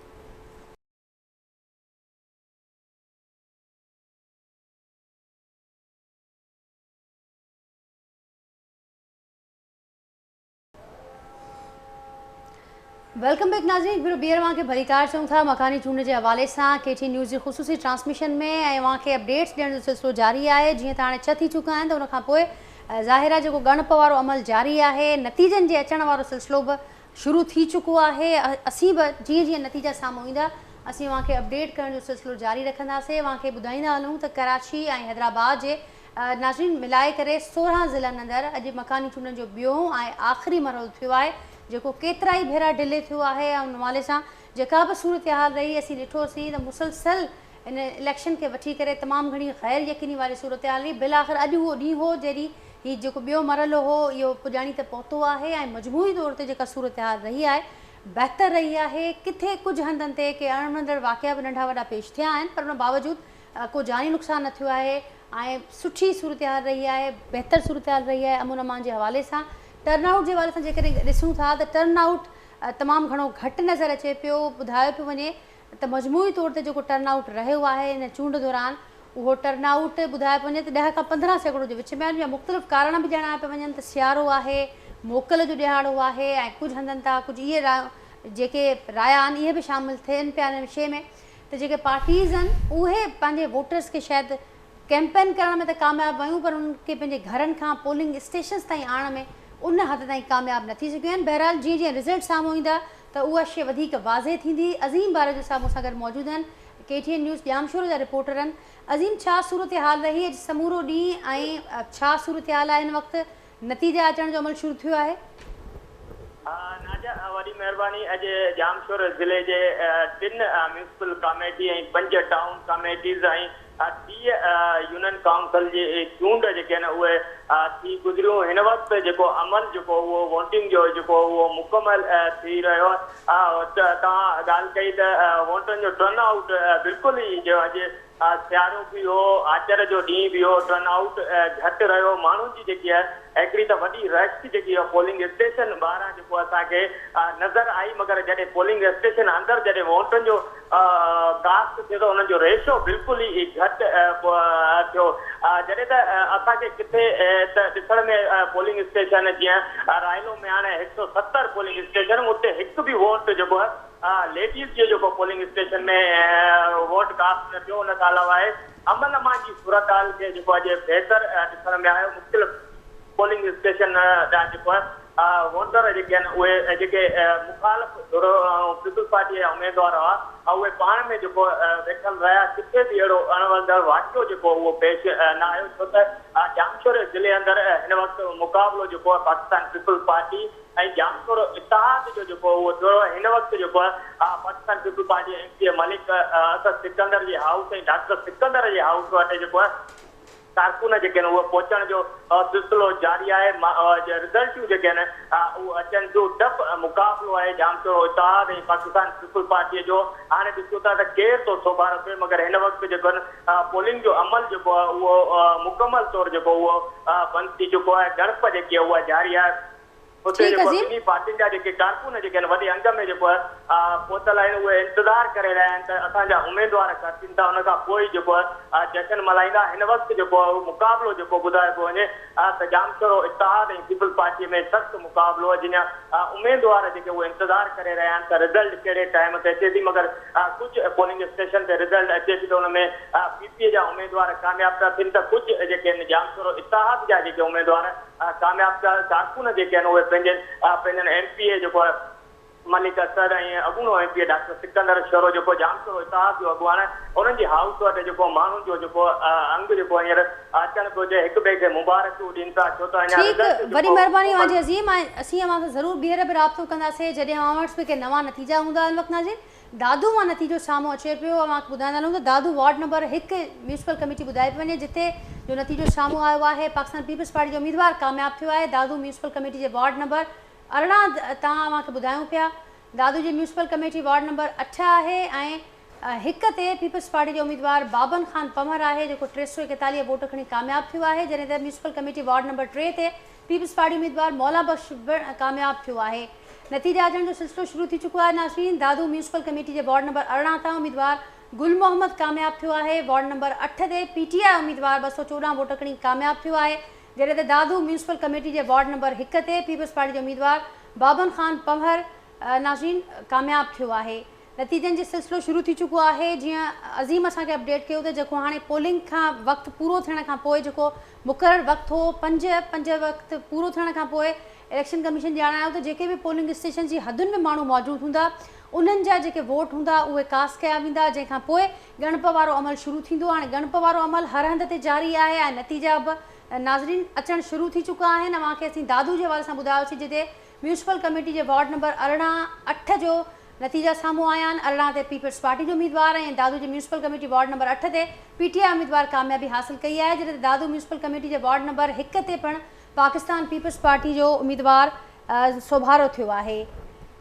मकानी चूंडनि जा नाज़रीन नतीजा अचण जो सिलसिलो जारी आहे। गैर हतमी ऐं गैर सरकारी नतीजा आहिनि। जीअं जीअं असां ताईं नतीजा पहुचनि पिया असीं अव्हां ताईं पहुचायूं पिया। उन सां गॾोगॾु तज़ियन तबसरनि जो सिलसिलो बि जारी रखंदासीं ऐं गॾोगॾु जेके मुख़्तलिफ़ पार्टीज़ जिन हिसो वरितो आहे मकानी चूंड जे ॿिए ऐं आख़िरी मरहले में हू कीअं ॾिसनि पिया समूरे चूंड अमल खे, केतिरो मुतमइन आहिनि, नतीजनि खे वठी करे केतिरो मुतमइन या केतिरो पुरुमीद आहिनि, उन हवाले सां बि अव्हांखे अपडेट कयूं पिया ऐं मुख़्तलिफ़ जेके नतीजा साम्हूं अचनि पिया उहे बि अव्हांखे ॾियूं पिया। ज़मीर साहब मूंसां गॾु ई स्टूडियो में मौजूदु आहिनि ऐं ज़मीर साहब जेका समूरी सूरत हाल आहे नतीजा अचण जो सिलसिलो जारी आहे। जॾहिं नतीजा ईंदा त पोइ वधीक सूरत हाल वाज़े थी सघंदी। अव्हां सां वरी ॻाल्हाईंदसि। असगर खानोटी वटि शायदि कोई नतीजो आहे, का अपडेट आहे। असगर खानोटी सां हैदराबाद नाज़रीन KTN न्यूज़ जा सीनियर रिपोर्टर आहिनि। असगर छा सूरत हाल रही आहे समूरो ॾींहुं चूंड अमल जी ऐं हाणे नतीजनि जे हवाले सां कहिड़ा अपडेट्स आहिनि? जी बिल्कुलु हैदराबाद जीअं त तव्हांखे ॿुधायूं त हैदराबाद में मकानी इदारनि जी चूंडुनि जे हवाले सां मजमूई तौर ते म्यूनिसिपल कॉर्पोरेशन हैदराबाद जे 160 यूनियन कमेटियुनि ते अॼु पोलिंग जो अमल शुरू थियो। तव्हांखे ॿुधायूं त NQM जे बाइकाट सबबि जेका वोटिंग जो शरह हुई उहा तमामु इंतिहाई घटि हुई। हैदराबाद जो जेको सिटी वारो इलाइक़ो आहे, लतीफ़ाबाद जो इलाइक़ो आहे, उन्हनि में 10 खां 15% वोटिंग जी शरह हुई। तव्हांखे ॿुधायूं त पके किले जी जेको सरफराज़ टाउन में अचे थो उन जी UC नंबर 30 जी जेको पोलिंग नंबर 5 जी जेको रिज़ल्ट आई आहे उन में तव्हांखे ॿुधायूं त उन पोलिंग नंबर 5 जे रिज़ल्ट में तक़रीबन 2296 रजिस्टर्ड वोट हुआ, जिन मां सिर्फ़ु 114 वोट कास्ट थी सघिया आहिनि। ऐं जॾहिं त उन में आज़ाद उम्मीदवार आरिफ दई 56 वोट खणी कामयाबु थियो आहे। उन पोलिंग तां जॾहिं त PTI जो उम्मीदवार 2 नंबर ते आयो आहे, उन 39 वोट खया आहिनि। जॾहिं त 3 नंबर ते पीपुल्स पार्टी जो उम्मीदवार आहे, उनखे 10 वोट मिलिया आहिनि ऐं 5 वोट ख़ारिज थिया आहिनि। त इहो रेशो आहे जो हिन पोलिंग ते 2296 वोट हुआ त उन ते सिर्फ़ु 114 वोट कास्ट थी चुका आहिनि, जंहिंजे आज़ाद उम्मीदवार कामयाबु थियो आहे। अहिड़ी सूरत लतीफ़ाबाद ऐं सिटी जे ॿियनि इलाइक़नि जी आहे, जंहिंजे हर पोलिंग ते तक़रीबन इहो ई रेशो आहे, 10 खां 15% जेको आहे वोट कास्ट थी सघिया आहिनि। हैदराबाद में मकानी इदारनि जी चूंडुनि जे बावजूदि जेका आम ज़िंदगी उहा महमूल ते हुई, आम कारोबार खुलियल हो, सियासी पार्टियूं माण्हुनि खे पोलिंग स्टेशन ते आणण में मुकमिल तौर ते नाकाम रहियूं आहिनि। ऐं सवाइ कासमाबाद जा कुझु इलाइक़ा आहिनि ऐं तनोजान जो जेको इलाइक़ो आहे ऐं बहिराड़ी वारा इलाइक़ा आहिनि, उते माण्हुनि जी कुझु वॾी महिरबानी मुंहिंजी असगर अपडेट खणण लाइ। नाज़रीन, मुख़्तलिफ़ हंधनि खां रिज़ल्ट्स अचण जो सिलसिलो जारी आहे। असगर खानोटी वटि जेके नवां रिज़ल्ट्स हुआ उन्हनि असां अपडेट कयो। हाणे टाउन कमेटी टंडो ग़ुलाम हैदर वार्ड नंबर 2 जा नतीजा तव्हांखे ॾेखारियूं पिया। पाकिस्तान पीपल्स पार्टी जो उम्मीदवार कामयाबु थियो आहे। Town committee Talhar ward number 6 Mohammad Usman Dalwai Pakistan Peoples Party जो उम्मीदवार हितां खां कामयाबी हासिल कई आहे 204 वोट खणी। ऐं उनखां सवाइ नाज़रीन टाउन कमेटी हाला वार्ड नंबर 4 अव्हांखे ॿुधायूं पिया त हिते पाकिस्तान मुस्लिम लीग नून जो उम्मीदवार आहे मंसूर नवाज़, जंहिं 312 वोट खणी कामयाबी हासिल कई आहे। टाउन कमेटी तलहार वार्ड 6 जिते पाकिस्तान पीपल्स पार्टी जो उम्मीदवार 204 वोट खणी कामयाबी हासिल कई आहे। ऐं उनखां सवाइ अव्हांखे अपडेट कयोसीं टाउन कमेटी टंडो ग़ुलाम हैदर वार्ड नंबर 2 जे नतीजे खां, जिते पाकिस्तान पीपल्स पार्टी जो उम्मीदवार अब्दुल मजीद ख़ासकेली 991 वोट खणी कामयाबी हासिल कई आहे। नाज़रीन, Tando Jam Khan Gulsher Lochi KTN news senior reporter असां सां गॾु मौजूदु आहे। टेलीफोन लाइन ते असीं कोशिशि कयूं था उन्हनि सां राब्तो असांजो मुनक़ते थियो आहे, कोशिशि कंदासीं राब्तो करे अपडेट अव्हांखे करण जी। जेके हिन वक़्त ताईं नतीजा साम्हूं आया आहिनि उहे अव्हां पंहिंजी टेलीविज़न स्क्रीन ते ॾिसो पिया। दादू म्यूनिसिपल कमेटी वार्ड नंबर 1 बाबन ख़ान पंवर पाकिस्तान पीपल्स पार्टी जो उम्मीदवार जंहिं 341 वोट खणा आहिनि, कामयाबी हासिल कई आहे। म्यूनिसिपल कमेटी दादू वार्ड नंबर 5 कुर्बान चांडियो पाकिस्तान पीपल्स पार्टी जो अगेन उम्मीदवार आहे, जंहिं 304 वोट खणी हितां खां कामयाबी हासिल कई आहे। ऐं संदसि मुक़ाबले में नाज़रीन ही म्यूनिसिपल कमेटी ठठो जो रिज़ल्ट आहे, जिते जावेद शाह इंडिपेंडेंट उम्मीदवार आहिनि 174 वोट खणी उन्हनि पाकिस्तान पीपल्स पार्टी जे उम्मीदवार जे मुक़ाबले में कामयाबी हासिल कई आहे। टाउन कमेटी टंडो ग़ुलाम हैदर वार्ड नंबर 2 जा नतीजा हींअर अव्हां पंहिंजी टेलीविज़न स्क्रीन ते ॾिसो पिया। पाकिस्तान पीपल्स पार्टी जो उम्मीदवार 991 वोट खणी कामयाबी हासिल कई आहे। मोहम्मद उस्मान दलवाई आहिनि पाकिस्तान पीपल्स पार्टी जा उम्मीदवार, जिन 204 वोट खया आहिनि। Town committee Talhar ward number 6 जो ही नतीजो अव्हां पंहिंजी टेलीविज़न स्क्रीन ते ॾिसो पिया। टाउन कमेटी हाला वार्ड नंबर 4 जिते पाकिस्तान मुस्लिम लीग नून जे मंसूर नवाज़ साहब 312 वोट खणी कामयाबी हासिल कई आहे। ज़मीर साहब, नतीजा अचण जो सिलसिलो जारी आहे। ज़ाहिरा जॾहिं ही नतीजा थोरो अॻियां वधंदा त थोरी पिक्चर वाज़े थींदी त कहिड़ी पार्टी किथे बीठल आहे, पर उन सां गॾोगॾु फौरी तौर ते छा मंज़रनामो जुड़ंदे अव्हां ॾिसो पिया, सम्झो पिया त किथां को बाइकॉट त अची वियो राति असां ॾिठोसीं। हिन महिल ताईं जेके नतीजा अचनि था उहा हैदराबाद डिवीज़न जा था अचनि। हैदराबाद डिवीज़न 2 हिसनि में विरहायल आहे, हिकु जेको शहरी ऐं ॿी बहिराड़ी में हींअर जेके असां ॾिसूं था नतीजा उन में पीपल्स पार्टी वाज़े तौर ते अॻिते अचे थी पई। ऐं जेको आहे सो जीअं जीअं इहा सूरत हाल हैदराबाद शहरी इतिहाद जी शहरी जेको आहे सो पोलिंग जी ईंदी या कराची जी ईंदी, तीअं तीअं जेको आहे हिकु वाज़ियो सूरत हाल जो साम्हूं थींदो ईंदो त बाबा छा अचे थो। बाक़ी हिन वक़्त ताईं जेकी बहिराड़ी जी सूरत हाल आहे ऐं जेकी हैदराबाद डिवीज़न जा उन में पीपल्स पार्टी त नुमाया अचे पई। हाणे ॾिसजे त अॻिते छा थो थिए। बिल्कुलु, ऐं जीअं अव्हां ज़िक्र कयो त असां ॾिसूं पिया जेको शहरी वारो पासो आहे या बहिराड़ी वारो, जीअं अव्हां बि ज़िक्र कयो, असां ॾिसूं पिया पाकिस्तान पीपल्स पार्टी खे अक्सर नज़र अचे पियो। हिकु वॾो फैक्टर MQM जो बाइकॉट बि नज़र अचे पियो। MQM जो बाइकाट जेको आहे उहो ॿहिराड़ी जे पोलिंग स्टेशन ते एॾो असरअंदाज़ नथो थिए, बाक़ी हैदराबाद जे शहरी ऐं कराची ते आहे। हाणे इहो आहे त ॾिसणो इहो आहे त MQM जो इहो जेको बाइकाट हुओ उहो बेनिफिशरी कंहिंखे थो करे। आया उहो मज़हबी पार्टियुनि जे तरफ़ वियो आहे, आया उहो PTI जे तरफ़ वियो आहे। ॾिठो आहे त उहो जमात इस्लामी खे बि उनजो फ़ाइदो पियो, पाकिस्तान तहरीक इंसाफ खे हिन दफ़े इहो उमेद थी कजे त पीपल्स पार्टी खे शायदि उन्हनि जो फ़ाइदो पवंदो।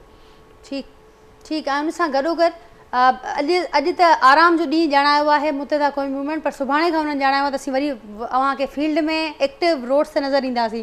सुभाणे छा थियणु वञे या अव्हांखे लॻे पियो त हीउ जेको थियणो हो थी चुको?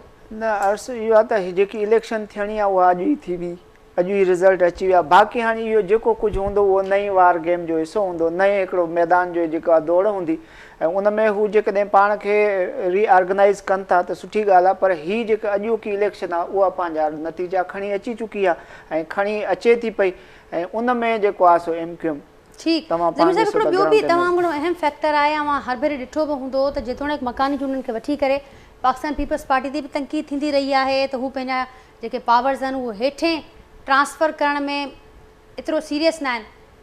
ठीकु, गुफ़्तगू जो सिलसिलो जारी रखंदासीं, नतीजा बि अचनि पिया, उहे नाज़रीन ताईं पहुचाइण जो सिलसिलो बि जारी रखूं था। नाज़रीन, मुख़्तलिफ़ हंधनि ते पोलिंग जो वक़्तु ख़तमु थियण खां पोइ रिज़ल्ट्स अचण जो जेको सिलसिलो आहे उहो जारी आहे ऐं जीअं जीअं नतीजा असां वटि साम्हूं अचनि पिया, गैर हतमी ऐं गैर सरकारी नतीजा यानी फरीदाबाद जे वार्ड नंबर जो नतीजो आहे जेको असीं तव्हां सां शेयर कंदासीं। उन खां सवाइ गुलारची मां बि नतीजा साम्हूं आया आहिनि। हाला टाउन कमेटी जे वार्ड नंबर 2 ते PP उम्मीदवार लाला मोहम्मद सनाई 620 वोट खणी कामयाबु थियो आहे।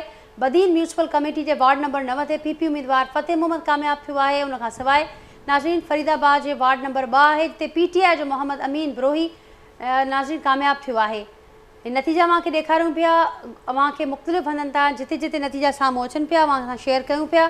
हैदराबाद डिवीज़न जे मुख़्तलिफ़ नाज़रीन हंधनि जा ई नतीजा आहिनि जेके अव्हां सां शेयर कयूं पिया। हींअर गुलशेर लोची टंडोजाम मां KT न्यूज़ रिपोर्टर्स लाइन ते मौजूदु आहे। गुलशेर, छा सूरत हाल रही समूरो ॾींहुं ऐं हिन वक़्तु नतीजनि जे हवाले सां असांखे अपडेट कजो।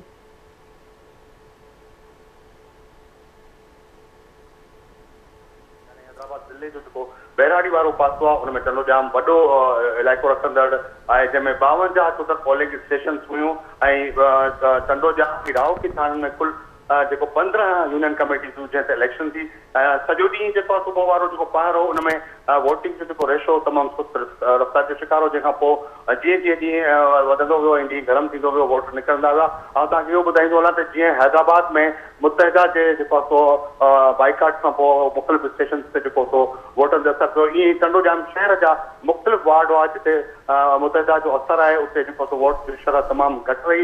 हिन वक़्तु जेके नतीजनि जो अचण जो शुरू थियो आहे, यूनियन कमेटी 57 मां हिकिड़ो नतीजो जेको गैर हतमी असांखे मौसूल थियो आहे। गुलाम अली लाशा जी आहे पाकिस्तान पीपल्स पार्टी जो, जंहिं 240 वोट खणी कामयाबी माणी आहे। ऐं हिन वक़्तु जेको आहे गणप जो सिलसिलो जारी आहे। ऐं तव्हांखे इहो ॿुधाईंदो हलां ताकि हैदराबाद बहिराड़ी में जेको फॉर्म 45 हो उहो लेट मिलण जे करे जेको आहे गणप जो जेको सिलसिलो आहे थोरो टंडोजाम शहर ख़ासि तौर ते जेको टंडोजाम जी UC 63 आहे, UC जेको 64 आहे, उन में जेको सो देरि सां थियो आहे। कुझु नतीजा जेके गैर हतमी अचणु शुरू थी विया आहिनि। उनजे बावजूदि जेको आहे टंडोजाम शहर में कंहिं बि जॻह ते कंहिं क़िस्म जी का बि अमन अमान जे हवाले सां का जेको सो शिकायत मौसूल न थी, सवाइ ॿिनि टंडोजाम हाई स्कूल नंबर 2 ऐं टंडोजाम फारम कॉलोनी जूं 2 अहिड़ियूं पोलिंग स्टेशनूं जिते थोरी देरि जे लाइ पोलिंग स्टेशन बंदि कई हुई। बाक़ी पूरो ॾींहुं पुरअमन तरीक़े सां जेको इलेक्शन थींदी। इन हवाले सां सिंध पुलिस जा अमलदार जेके हुआ रेंजर्स उते गश्त कंदी रही। उन खां अलावा हिन वक़्तु हिकु पोज़ीशन आहे त गणप जो जारी आहे ऐं पोलिंग स्टेशन जे ॿाहिरां कारकुननि जा वॾा अंग ऐं नारेबाज़ी हली रही आहे। ठीकु गुलशेर, वरी महिरबानी मां जी अपडेट्स लाइ असां सां राब्तो जारी रखंदासीं। नाज़रीन, गुलशेर सूरत हाल ॿुधाई टंडोजाम जी ऐं भरपासे वारनि इलाइक़नि जी। उन खां सवाइ उन खां अॻु असीं अव्हांखे अपडेट कयोसीं इलेक्शन जे नतीजनि जे हवाले सां। अॼु नाज़रीन कराची ऐं हैदराबाद डिवीज़न जे 16 ज़िलनि अंदरि मकानी चूंड जो ॿियों ऐं आख़िरी मरहलो पुॼाणी ते पहुची चुको आहे, जंहिंखां पोइ गणप वारो अमल जारी आहे ऐं नतीजनि जे अचण जो सिलसिलो बि जारी आहे। उन ते ई असीं मुख़्तलिफ़ पार्टीज़ जा जेके मौक़िफ़ आहे उहे बि अव्हां ॾों रखियासीं। हिन वक़्तु नाज़रीन अल्ताफ़ चन्ना कराची मां KT न्यूज़ रिपोर्टर्स असां लाइन ते मौजूदु आहे। अल्ताफ़ खां असीं वधीक सूरत हाल मालूम कयूं था। अल्ताफ़, कहिड़ा अपडेट्स आहिनि अव्हां वटि अॼोकी चूंड ऐं नतीजनि जे हवाले सां?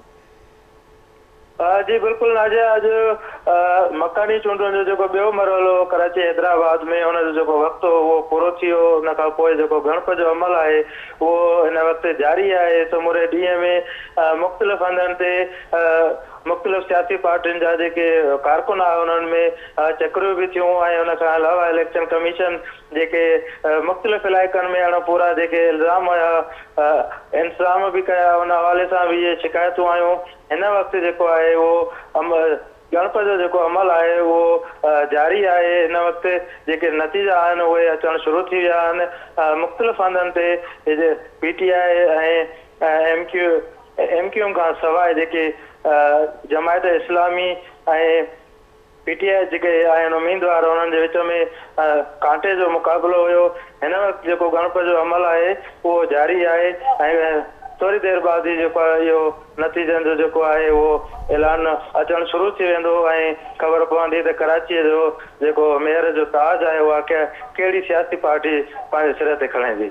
वरी महिरबानी ऐं ज़ाहिर आहे असांखां वधीक असांखे बि इंतज़ारु आहे, अवाम बि ॿुधणु चाहे पियो, पर उहे पार्टीज़ बि बेसब्री सां इंतज़ारु करनि पियूं ऐं दावा बि कनि पियूं ज़मीर साहिबु त असां जेको मैजिकल नंबर आहे 124 जो मेयरशिप लाइ उनखे असीं अकेले सिर हासिलु करे वठंदासीं। शायदि असांखे कंहिं क़िस्म जे इतिहाद जी ज़रूरत ई न पवे। मुझो ख्याल है कि हिन वक़्तु मौजूदा जेकी रिज़ल्ट्स जी ऐं कंपोज़िशन जी सूरत हाल आहे उन में का भी पार्टी वाज़ी अक्सरियत इहा जे 124 जो जेको तादाद उहो पूरो कोन करे सघंदी। हाणे केरु कंहिंसां अलाए कंदो, उहे तमामु मामला जेके आहिनि पार्टियूं पाण में बाहिमी मुशावरत सां कंदियूं, पर लॻे ईअं थो त का बि अहिड़ी पार्टी कान्हे जेकी अकेले सिर हिन ताज खे पंहिंजे सर ते पाए सघे। सो उन जे हिसाब सां जोड़ तोड़ थींदी ऐं जेको आहे सो सियासत में हूंदो आहे, हर को माण्हू पंहिंजे इंट्रस्ट खे ॾिसंदो आहे। हर पार्टी पंहिंजे इंट्रस्ट खे साम्हूं रखी करे ऐं हिक ॿिए सां ॻाल्हियूं कंदियूं ऐं जेकी वेझो अची वियूं उहे ई मिली करे हुकूमत ठाहींदियूं मकानी इदारनि जूं। पर हुअणु ईअं खपे त जेकी बि अलाए अचे उनखे कराची जे लाइ कमु खणणु खपे। हितां जा जेके बुनियादी मसइला आहिनि उन्हनि ते ज़ोर ॾियणु खपे। बाक़ी इलेक्शन थियण खां पोइ तमामु सियासी पार्टियूं जेको आहिनि पाण में हिकु थी वेंदियूं आहिनि ऐं हिननि जी जेकी बि एजेंडा हूंदी आहे उहा इख़्तिलाफ़ जी एजेंडा उहा सिर्फ़ु इलेक्शन जे हद ताईं अवाम हिते नज़र ईंदो आहे ऐं पार्टी असांखे ॿिए पेश नज़र ईंदी आहे। हींअर अवाम जे लाइ मजमूई तौर ते सभिनी खे सोचणु खपे ऐं मुंहिंजो ख़्याल आहे त जेतिरो मज़बूत अलाए सां हुकूमत ठहंदी ओतिरो बहितर जेको आहे इफेक्टिवली उहो रोल अदा करे सघंदियूं। ठीकु, पर ज़मीर साहिबु असीं उन खां अॻु जीअं नतीजनि खां अॻु मूं अव्हां खां पुछणु बि चाहियो त असीं हर भेरे ॾिसंदा आहियूं जेका सिंध सूबाई सरकार ते ख़ासि करे इहे इल्ज़ाम लॻंदा रहंदा त हू मकानी चूंडनि खे वठी करे संजीदा न रहियूं ऐं उहो असांखे नज़र बि आयो अमलनि त उहो संजीदा नज़र न पिया आहियूं ऐं उनजो असां ॾिठोसीं वाज़े मिसाल त डिघो गैप नज़र आयो, असांखे 5 सालनि जो वक़फ़ो बि नज़र आयो, 7-8 सालनि जो वक़फ़ो बि नज़र आयो हिकिड़ी मकानी चूंड खां ॿी मकानी चूंड थियण ताईं ऐं मुख़्तलिफ़ जवाज़ बि ॾींदो रहियूं। पर हाणे हिन खे केरु मेक श्योर कंदो, हुनजी गारंटी केरु ॾींदो क़ानूनी लिहाज़ खां आइनी लिहाज़ खां छा का गुंजाइश मौजूदु आहे त हिन ते वाक़ई में इम्प्लीमेंट बि थिए। असीं ॾिसूं था पहिरियों मरहलो थी चुको, बोर्ड आई, हेॾो समूरा मामला थिया, असांखे का परफॉर्मेंस नज़र कोन आई हिन बोर्ड जे अंदरि। अर्ज़ु इहो आहे त जेको आइन आहे, आइन जे आर्टिकल 140A तहत जीअं मुल्की निज़ाम हलाइण जे लाइ वफ़ाक़ी हुकूमत सूबाई हुकूमत जो ज़िक्र आहे ओतिरो ई बुनियादी जेको आहे तौर ते मकानी हुकूमत जो बि ज़िक्र आहे ऐं मकानी हुकूमत जेकी हिते असांजो निज़ाम हुकूमत में उहो हिकु पिलर आहे। सही। ऐं सुप्रीम कोर्ट हुजे या हाई कोर्ट जेकी उन्हनि खे सो मोटो जुरिसडिक्शन मिली आहे उहे इन ते एक्सरसाइज थी सघनि थियूं, छो जो मकानी हुकूमत बि बुनियादी हुकूक आहे आवाम जो ऐं उन ते अलाए छो अदालतूं जेको आहे सो मोटो न वठंदियूं आहिनि। बाक़ी हाणे थिए इहो थो त हितां जेकी असांजो पार्टी सिस्टम आहे उहो अलाए छो डिॼंदो आहे त मकानी सिस्टम जे ज़रिए हेठी लेवल ते इक़्तिदार जी मुंतकिली न थिए ऐं उन में छा हुननि जी एजेंडा हूंदी आहे। जॾहिं इहा शइ आइन में आहे त पोइ उन खां हू पार्टियूं इनहराफ़ी छो थियूं कनि, उन्हनि जी छा एजेंडा आहे जेकी अवाम जे हक़नि ते हिकिड़ो धाड़े जो जेको आहे सो रोल अदा करे थी। अवाम खे हेठी जेको आहे बुनियाद ते ऐं बेसिक बुनियाद ते जेकॾहिं तव्हां पावर न शेयर कंदो त अवाम जेको आहे सो सियासत ते ऐं जमहूरियत ते एतिरो यकीन न रखंदो ऐं पार्टियूं बि जेको आहे बज़ाते ख़ुदि एतिरियूं मज़बूत कोन थींदियूं, छो जो बुनियादी तौर ते जॾहिं तव्हांजो गवर्नमेंट जो कॉन्सेप्ट ई बुनियादी तौर ते उभरे ई थो बल्दियात खां, त बल्दियात में जेसिताईं अवाम ताईं तव्हां उहो जेको पावर शेयरिंग न कंदो त उहो पावर शेयरिंग वारो सिस्टम अॻिते हली पोइ ॾिसो था जेके बि सूबाई ऐं वफ़ाक़ी हुकूमतूं आहिनि उहे कमज़ोर ऐं मफ़लूज थियूं थियनि ऐं उहे मसलियतनि जो शिकार थियूं थियनि छो जो ग्रासरी रूट ते जेकी आइनी तौर ते अवाम खे राइट ॾियणा हुया उहे ॾियण लाइ तयारु न आहिनि चाहे कहिड़ी बि पार्टी हुजे। ऐं जॾहिं बि पाकिस्तान जी तारीख़ में ॾिठो वञे त बदकिस्मती इहा रही आहे त जेके आमिर आया आहिनि उन्हनि बलदियाती इलेक्शनूं त करायूं आहिनि पर जेके असांजा डेमोक्रेटिक फोर्सिस वारा जेके वफ़ाक़ी हुकूमत में या सूबाई हुकूमत में अची करे ऐं पोइ बि मकानी हुकूमतुनि खे ईअं डिले जो शिकार कंदा आहिनि मुंहिंजो ख़्यालु आहे इहा आइन जे आर्टिकल 140 सही निशान ते ज़मीर साहब ज़ाहिर आहे हू पार्टीज़ बहितर सम्झनि थियूं असांजे आॾो पोइ मिसाल ईंदा रहिया आहिनि त छो उन खां पासो कयो वेंदो आहे पर ही ज़ाहिर आहे तमामु घणो इम्पॉर्टेंट आहे। जॾहिं असीं ज़िक्र कयूं था ग्रास रूट लेवल जे इशूज़ जी अवामी जेके निज अवामी इशूज़ आहिनि बुनियादी इशूज़ आहिनि त दुनिया जी जेके सुधरियल क़ौमूं आहिनि सुधरियल मुल्क आहिनि उहे सभु इन खे ते तमामु घणो अमल बि कनि था ऐं अॼु असांजे साम्हूं बि आहिनि त कहिड़े रीति उते तरक़ी थिए थी। अर्ज़ु इहो बि आहे हिकिड़ी ॻाल्हि अव्हां इजाज़त सां जेको अव्हां ज़िक्र कयो त हीउ जेको सैलाब वारी सूरत हाल आई या ख़ुदा न ख़ास्ता को डिज़ास्टर ईंदो आहे त अवाम बेयारो मददगार हूंदो आहे छो जो हर माण्हू जेको आहे सो उहो वफ़ाक़ी हुकूमत ऐं सूबाई हुकूमत ते अप्रोच नथो रखी सघे नतीजतन उहे रुली वेंदा आहिनि। हाणे जेकॾहिं उते मकानी हुकूमतूं हुजनि हा त हर को माण्हू उन नुमाइंदे उन जेको आहे सो पावर जे हेठि वारी सतह ते हुकूमत ते वञी अप्रोच करे पंहिंजी जेको आहे कुझु न कुझु त दादरसी हासिलु करे सघे हा पर अनफॉर्चुनेटली इहो थिए कोन थो जंहिंजे करे जेको आहे सो अवाम पिसजे थो। ऐं इहो जीअं अव्हां ॻाल्हि कई त जेको फ्लड वारी सूरत हाल हुई उन में का बि गवर्नमेंट हेठी लेवल ते कमु करण लाइ तयारी कोन्हे जंहिंजे करे काफ़ी जायुनि ते इहा शइ रिपोर्ट ई कान थी सघी त उते कहिड़ा मसइला आहिनि बिल्कुलु ईअं नज़र आयो ऐं साॻी सूरत हिन वक़्तु बि आहे ऐं तमामु अहम इन जे करे बि हे जेके चूंडूं हुजनि थियूं ऐं कहिड़े रीति अवाम उनखे वठे थो उनजो अंदाज़ो असीं टर्नआउट मां बि लॻायूं था ऐं ज़ाहिर आहे उनखे तमामु घणो सीरियस वठण जी ज़रूरत रहे थी हमेशह हुकूमतुनि खे बि ऐं ख़ुदि अवाम खे बि। नाज़रीन रिज़ल्ट्स अचण जो सिलसिलो बि जारी आहे असीं उनखे बि कंटिन्यू कंदासीं ऐं मूंसां गॾु हींअर हाला खां अल्ताफ़ मेमण आहिनि KTN न्यूज़ जा सीनियर रिपोर्टर आहिनि हाला खां उहे मौजूदु आहिनि उन्हनि खां वधीक तफ़सील उतां जी सूरत हाल मालूम कयूं था। अल्ताफ़ अॼु समूरो ॾींहुं जेका सूरत हाल रही आहे ऐं हाणे ॻणप वारो अमल हलंदड़ आहे नतीजा अचनि पिया कहिड़ा अपडेट्स आहिनि हुन वटि?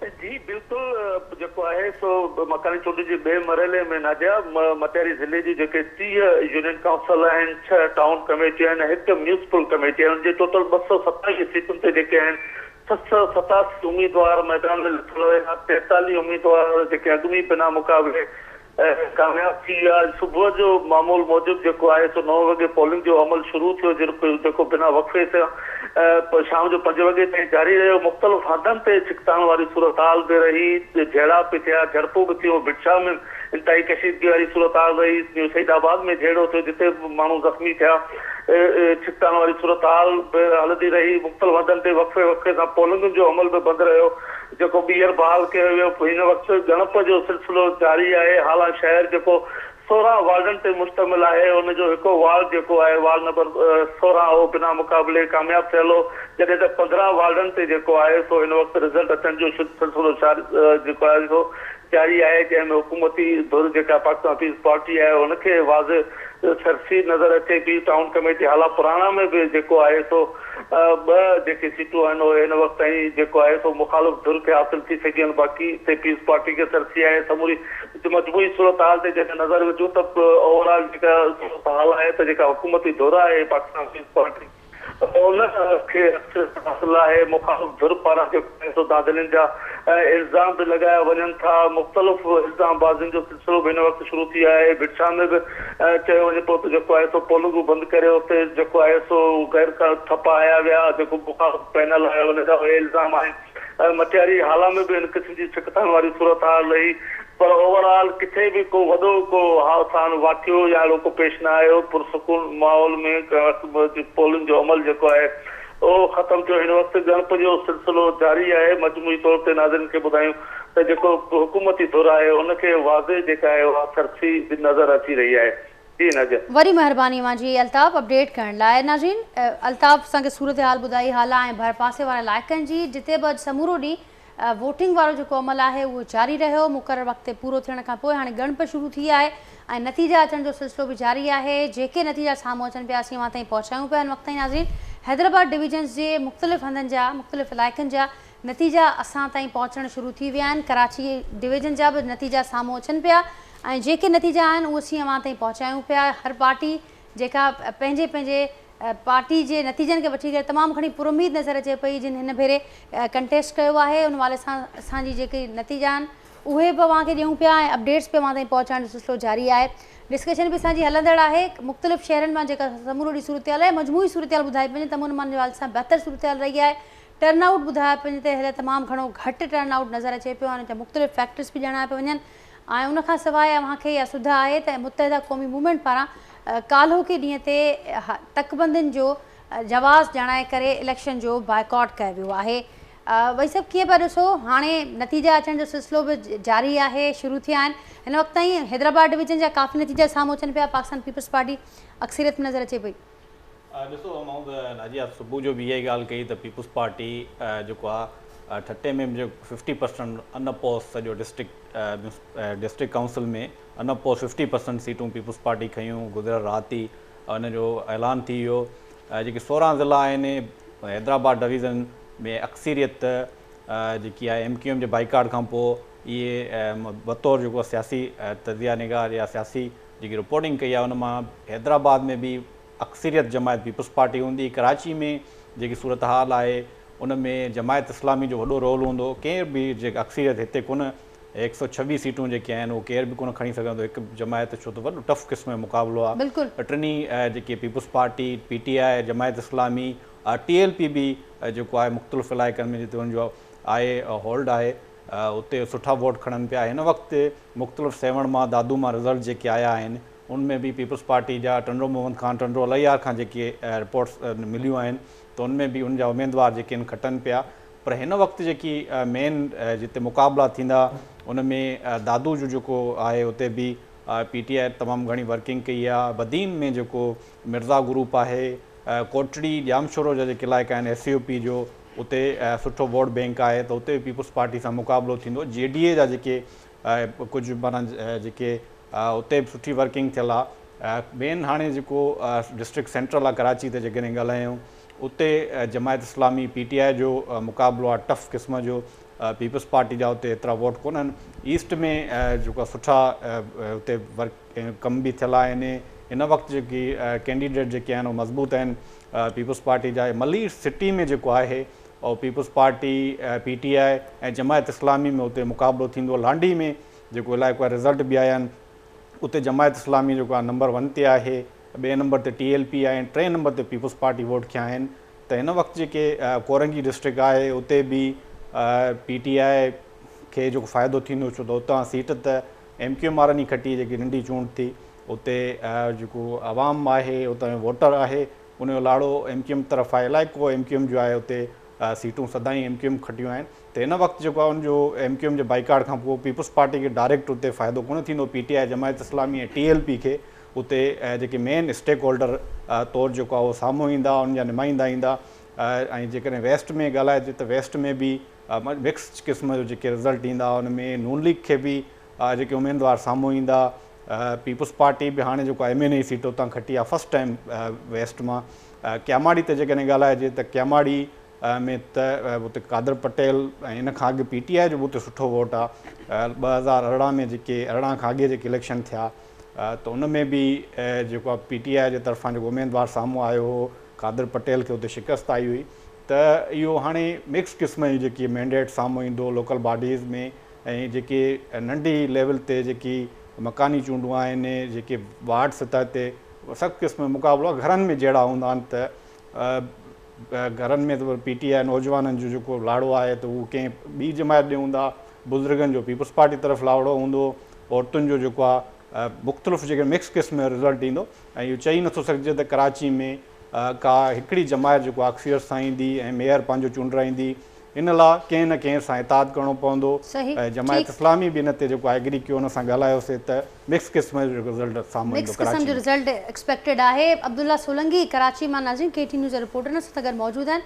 अब्दुल्ला वटि शायदि कुझु नतीजा बि आहिनि, कुझु अपडेट्स बि आहिनि सूरत हाल जे हवाले सां। जी अब्दुल्ला।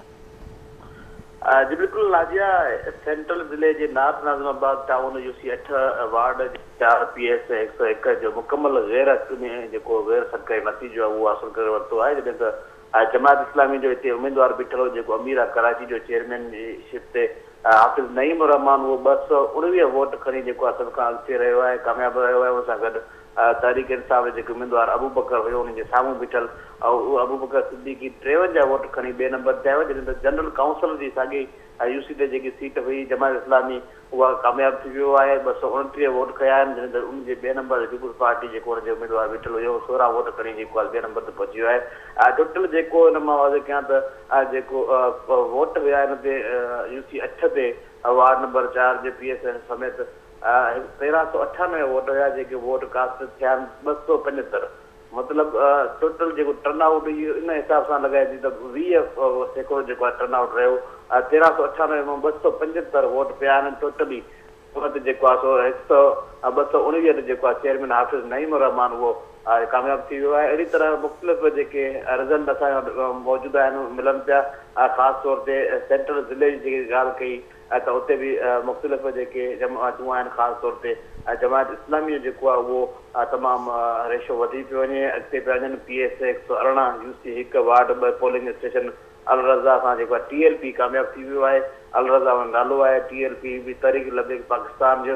उन सां गॾु अहिड़ी तरह जेको मलिर जी ॻाल्हि कजे यूसी चौकंडी PP जो चेयरमैन रशीद पवन ऐं वाइस चेयरमैन मंज़ूर आरफानी कामयाब थी विया आहिनि। ही गैर सरकारी गैर हक़मी जेके नतीजा आहिनि, ख़ासि तौर ते चौकंडी वारे वार्ड नंबर 2 ते पोलिंग स्टेशन रज़ाकाबाद मर्द जेको बूथ हुयो उन चेयरमैन ऐं वाइस चेयरमैन वारे हुते पाकिस्तान पीपुल्स पार्टी जे 235 उम्मीदवार कामयाब थी वियो आहे, 235 वोट खणी। अहिड़ी तरह 140 वोट खणी तहरीक लबैक पाकिस्तान जो 2 नंबर ते आयो आहे। जंहिंमें काउंसिलर में भी पीपुल्स पार्टी अॻिते रही आहे, 183 वोट खया आहिनि ऐं 95 तहरीक लबैक पाकिस्तान खया आहिनि। हिते मुख़्तलिफ़ जेके वक़्तनि ते इहो ॾिठो वियो आहे त जेके कराची अंदरि TLP जे जेके मुख़्तलिफ़ हूअं त उन्हनि जी कंपेन एॾी नज़र न ईंदी आहे, पर जॾहिं इलेक्शन थींदी आहे या चूंडूं थींदियूं आहिनि त उते उन्हनि जा माण्हू तमामु नज़र ईंदा आहिनि।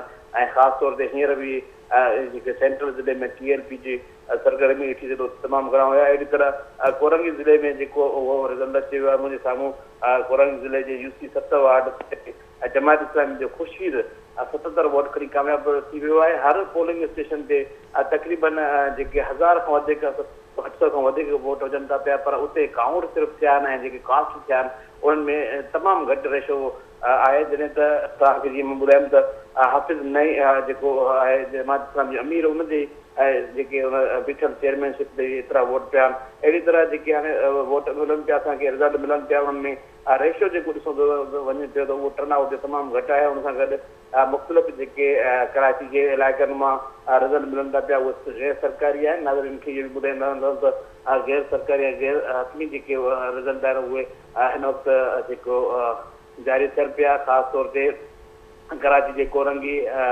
साउथ ऐं जेको इलेक्शन पंहिंजो साउथ खां अलावा कैमारी वारा जेके इलाइक़ा आहिनि उतां बि जेके वोटनि जो तादाद आहे उहो घणो उहो जेको फाइनल थियण खां पोइ जेको रिज़ल्ट आहिनि उहे शक्ल पंहिंजी हतमी शक्ल में अचनि था पिया। हिन वक़्तु जेको आहे कराची जे ही रिज़ल्ट मिलिया आहिनि जेके फाइनल थियण खां पोइ जेके मुख़्तलिफ़ ही 103 वोट खणी PTI जो सैयद फिरदौस सलीम नकवी जेको आहे कामयाब थी वियो आहे। जेकी मां ॿुधायां थो इहो ओभर ज़िले जे जेको आहे यूसी नंबर 2 वार्ड नंबर 2 जेको आहे कामयाब थी वियो आहे।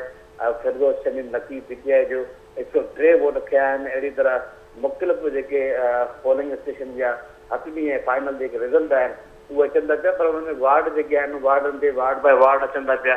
तंहिं करे जेको आहे हुनखे गॾु करणु कैंपेन ऐं फाइनल गैर हक़मी नथो थी सघिजे, पर जेके वार्डनि में मौजूदु एजेंट आहिनि उहे पंहिंजो करण खां पोइ जेका फाइनल हक़मी रिपोर्ट आहे उहा कंदा। उन खां पोइ जेके सरकारी 45 फार्म आहे उहो बाद में जारी कयो वेंदो।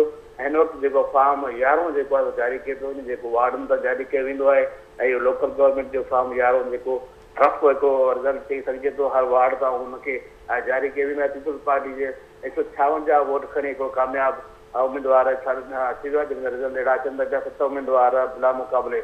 अच्छा, इहो बि मां कयां त इहो जेको कराची जे कुझु अहिड़ा इलाइक़ा आहिनि जिते बिना मुक़ाबले जेके आहे सो उम्मीदवार कामयाब थी विया आहिनि। हुन सां गॾु कराची में ख़ासि तौर ते PTI Pakistan Peoples party Jamaat Islami ऐं हुन सां गॾु TLP जेको बराबरि रही आहे मुख़्तलिफ़ वक़्तनि ते उनजा वोट अॻिते पहुची रहिया आहिनि, उनजे कामयाब उम्मीदवार रहिया आहिनि ऐं सेंट्रल ज़िले में जेके रिज़ल्ट अचनि था पिया उनमें पाकिस्तान ठीकु अब्दुल्ला मां सां अपडेट्स लाइ असीं राब्तो जारी रखंदासीं। वरी महिरबानी तफ़सीली नाज़रीन अब्दुल्ला सोलंकी असांखे ॿुधायो त जिते जिते जेका सूरत हाल रिज़ल्ट्स जे हवाले सां फिरदौस शमीम नक़वी पाकिस्तान तहरीक इंसाफ़ जो अॻवान जंहिं अॼु 103 वोट खणी कामयाब थियो आहे, जमात इस्लामी जो अमीर हाफ़िज़ नईम साहब जे हवाले सां बि ॿुधायो अब्दुल्ला सोलंकी त उन 219 वोट खया आहिनि। जेका मजमूई सूरत हाल साम्हूं अचे पई, ज़ाहिरा हर हंधा टर्नआउट जो ज़िक्र थिए पियो त जेको असीं ॾिसंदा आहियूं त वोटनि जो जेको रजिस्टर्ड वोटनि जो तादाद तमामु वधीक आहे, पर जॾहिं जेके वोट कास्टेड वोट्स आहिनि उन्हनि जो असीं तादाद ॾिसूं था उहो तमामु थोरो आहे। किथे जी अर्ज़ु इहो आहे त जेको हिते टर्नआउट घटि रहियो आहे उनजो मूंखे थोरो हिकिड़ो ख़्यालु इहो बि अचे थो त हिते पॉलिटिकल इमेच्योरिटी, जेकॾहिं तव्हां मकानी निज़ाम जे लाइ इलेक्शन में अचो था त तव्हां मकानी निज़ाम जे लाइ ऐं आवाम जे लाइ बल्दियाती इदारे में रही करे छा एजेंडा ऐं छा तव्हांजी जेको आहे सो तयारी हुई त बाबा आवाम जे लाइ असां छा छा सोचियो आहे, मंशूर छा हो। मंशूर कंहिं बि पार्टी हिन बल्दियाती इलेक्शन में कोन ॾिनो आहे, जंहिंजे करे आवाम जो जेको आहे सो इहो शायदि अहसासु थी सघे थो त बाबा जॾहिं ही सियासतदान असांजे लाइ को मंशूर कोन था खणी अचनि, को जेको आहे सो इन तरह जे लाइ सोचनि कोन था त उहे हिकु उन जे करे सिलो थिया आहिनि। ॿी त इहा सियासी जेकी इमेच्योरिटी सां गॾु जेकी हिननि जो ॿियो इहो हुयो त ग्राउंड ते कमु कंहिं कोन कयो, ग्राउंड ते सभु हवालु करणु, सभिनी जेको आहे सो दावाऊं कयूं आहिनि ऐं सभिनी जेको आहे सो उमेदूं ॾेखारियूं। सो आवाम इहो बि सोचे थो त हाणे करिणो त हुननि खे उहो ई आहे जेको कंदा, इन जे करे असीं छो निकिरूं। बाक़ी इहा आहे त आवाम जो जेको इहो न निकिरणु आहे उहो मौसमी असरात जे करे इहो सेकेंडरी पोज़ीशन थो रखे। असां ज़मीर साहिब सजावल मां सैफुल्ला जुणेजो साहिब आहिनि, सजावल मां KT न्यूज़ सीनियर रिपोर्टर आहिनि। सैफुल्ला जुणेजो छा सूरत हाल रही अॼु सजावल में समूरो ॾींहुं ऐं हिन वक़्तु नतीजनि जे हवाले सां कहिड़ा अपडेट्स आहिनि? नादिया, ही सुजावल ज़िले जे अंदर में टोटल 8 लख जी आबादी आहे, जंहिंमें ज़िले कौंसिल जी टोटल 70 सीटूं आहिनि, जंहिंमें 28 ते पीपल्स पार्टी बिना मुक़ाबले अची वई हुई, बाक़ी 9 ते मुक़ाबलो बिना मुक़ाबला आहिनि, 12 ते मुक़ाबलो काउंट कमेटी पीपल्स पार्टी का 11 उम्मीदवार बिना मुक़ाबले आया, काउंसिलर पीपल्स पार्टी का बिना मुक़ाबले आया।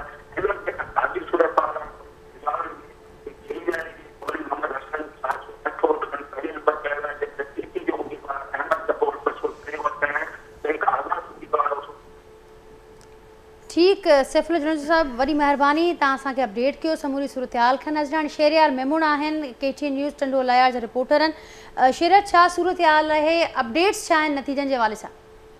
जी नादिया, बिल्कुलु नतीजनि जे हवाले सां त टंडो लायार में पीपल्स पार्टी जेका आहे अॻु में बि 10 ज़िले काउंसिल जी सीटुनि में जेको आहे बिना मुक़ाबले कामयाब थी चुकी आहे। जंहिं नसरपुर टाउन कमेटी हवलदार टिनवाद देवता जेके काउंसिलर में बिना मुक़ाबले कामयाब थियल आहिनि, जॾहिं त संजर चांद टाउन कमेटी मुकमल तौर ते पीपल्स पार्टी सेट कयल आहे। हीअं जेके रिज़ल्ट असांखे मिली रहियूं आहिनि उन हिसाब सां जेको आहे पीपल्स पार्टी जो 22 नंबर वार्ड आहे म्यूनिसिपल कमेटी जो, उनजो पीपल्स पार्टी उम्मीदवार जुमा गुल उन 570 वोट जो खणी उतां कामयाब थी विया। जंहिंमें उन खां अलावा ॿुधायो जेका असांखे नतीजा मिलिया आहिनि त MC जो जेको वार्ड नंबर 20 आहे उन तां जेको आहे PP जो रमज़ान मेव जेको आहे उहो 454 वोट खणी कामयाब थी विया, जॾहिं STP जे अफ़ज़ल रिस्कानी जेकर उतां 397 वोट खणी सघियो। उन खां अलावा म्यूनिसिपल कमेटी वार्ड नंबर 21 तां पीपल्स पार्टी जो उम्मीदवार हो गुलाम मुस्तफ़ा हाले पोटो, उन 515 वोट खणी उतां कामयाबी हासिल कई आहे। जॾहिं मुखालिफ़ उम्मीदवार जेको आहे दीन मोहम्मद खोखर उन 63 वोट खणी सघियो आहे। जॾहिं उन खां अलावा नतीजनि अचण खां पोइ जिन इलाइक़नि में जेको उम्मीदवारनि जी पोज़ीशन कमज़ोर आहे उते फायरिंग जा इतला मिली रहिया आहिनि। जॾहिं त हींअर STP PTI पर एहतिजाजी मुज़ाहिरो पियो कयो वञे, इहे इतला मिली रहिया आहिनि त PTI सिंध जो एडिशनल सेक्रेटरी जेको अली पल आहे उनजी गाॾी ते जेको आहे मैडम साहिब वार्ड नंबर 12 ते जेको आहे उतां जो आज़ाद उम्मीदवार जेको आहे उहो कामयाब थियो आहे। आज़ाद उम्मीदवार कामयाब थियण खां पोइ अली पल ॿिया हिमायती जेके आहिनि उहे ख़बर पई आहे त उते पहुता त PTI पर इल्ज़ाम हणाया वेंदा अली पल जेको आहे उन गाॾी ते जेको आहे नामालूम माण्हुनि पारां जेको आहे फायरिंग कई वई आहे। जॾहिं ते फायरिंग जो सिलसिलो जेको आहे रिज़ल्ट अचण खां पोइ टंडलार एक्सर इलाइक़नि में शुरू थी वियो आहे। जॾहिं छिकतान वारी सूरत जेका हुई पहिरीं टंडलार शहर में जेका अमुन वारी सूरत म्यूनिसिपल कमेटी में अमन सां जेके पोलिंग जो सिलसिलो जारी रहियो हाणे जेको आहे फायरिंग जे मुख़्तलिफ़ इलाइक़नि में जेके इतला मिली रहिया आहिनि जिन्हनि बुकेरा वारे पासे वञा छिकताड़ वारी सूरत जेका आहे बरक़रार आहे रिज़ल्ट अचण जो जेको नतीजो जेको अची रहियो उहो सिलसिलो जारी आहे अञा कुझु पोलिंगनि में जेका पीपल्स पार्टी सोभारी नज़र अची रही आहे जी ठीकु शेरार वरी महिरबानी मुंहिंजी जेके कुझु नतीजा सामान पीपल्स पार्टी सुभारी नज़र अचे पई ऐं गॾोगॾु शेरार सां अपडेट कयो त जेका जिते जिते छिकताण वारी सूरत हाल अॼु रही आहे टंडोला यार में उते पिणु उहा सूरत हाल आहे इल्ज़ाम बि लॻाया पिया वञनि मुख़्तलिफ़ पार्टियुनि पारां भई सभु कीअं पिया ॾिसो हीउ जेको इल्ज़ामनि शिकायतुनि वारो सिलसिलो आहे इहो किथे दंग थींदे ॾिसो वियो आहे ॾिसो अञा रिज़ल्ट जीअं मैच्योर थींदा वेंदा अञा इल्ज़ाम वधीक लॻंदा एहतिजाज जी ॻाल्हि बि ॾेई सघनि था जेके मुख़्तलिफ़ पार्टियूं आहिनि ऐं इन खां सख़्तु हाणे त फ़िलहालु मीडिया में पोइ धरणा बि लॻी सघनि था ऐं तमामु घणी सिचुएशन जेको आहे उहो आहे हिन वक़्तु जेकी इल्ज़ामनि जी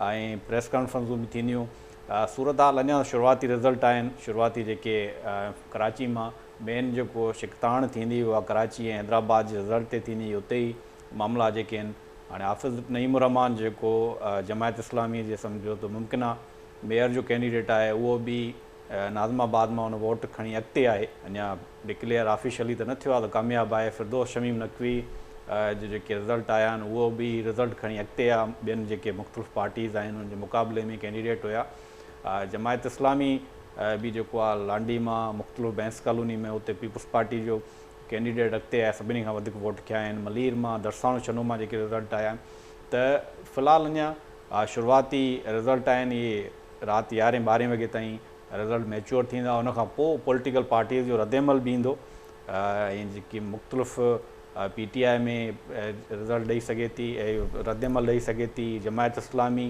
ऐं ज़ाहिर अॻु में ई इल्ज़ाम लॻनि पिया त पीपल्स पार्टी जी गवर्नमेंट आहे हाणे MPA बि जेको राबिस्तान ख़ान आहे उनखे बि गिरफ़्तार कयो वियो आहे गुलशन मेमार मां त उन्हनि जो रद्दमल उन ते बि आयो आहे त पुलिस पार्टी थी वई आहे उन में मुख़्तलिफ़ अञा वधीक हिन ते रद्दमल हाणे अची सघे थो सही आहे मुतहदा त अॻु ई रद्दमल ॾेखारे पई चुकी आहे ॼाणाए पई त अॼु आराम जो ॾींहुं आहे सुभाणे खां असीं वरी अव्हांखे एक्टिव नज़र ईंदासीं उन हवाले सां छा पिया ॾिसो कीअं पिया ॾिसो अॼु त मतिलबु तव्हां ॾिठो त जेके मामलात हुया जेके तव्हां चयो त रिज़ल्ट बि टर्न आउट जेको हुयो उहो घटि हुयो उन मुख़्तलिफ़ जेके अफ़वाह बि हुया त MQM जेको आहे हिकिड़ो पंहिंजे कारकुननि खे चयो आहे त घेराव कयो वञे पर अहिड़े क़िस्म जी का बि ॻाल्हि कोन थी ऐं मुख़्तलिफ़ जेके ॿिया अलर्ट बि जारी थिया अलहमदुलिल्लाह हिन वक़्तु ताईं सुठे नमूने इंतिज़ामिया ॾाढो ज़बरदस्त चीफ मिनिस्टर संजो बि हिन हवाले सां बयानु आयो आहे उन्हनि बि समूरनि हिन वक़्तु ताईं जेको आहे जमायत इस्लामी बि सुठो रद्दमल ॾिनो आहे त पुरमुन तरीक़े सां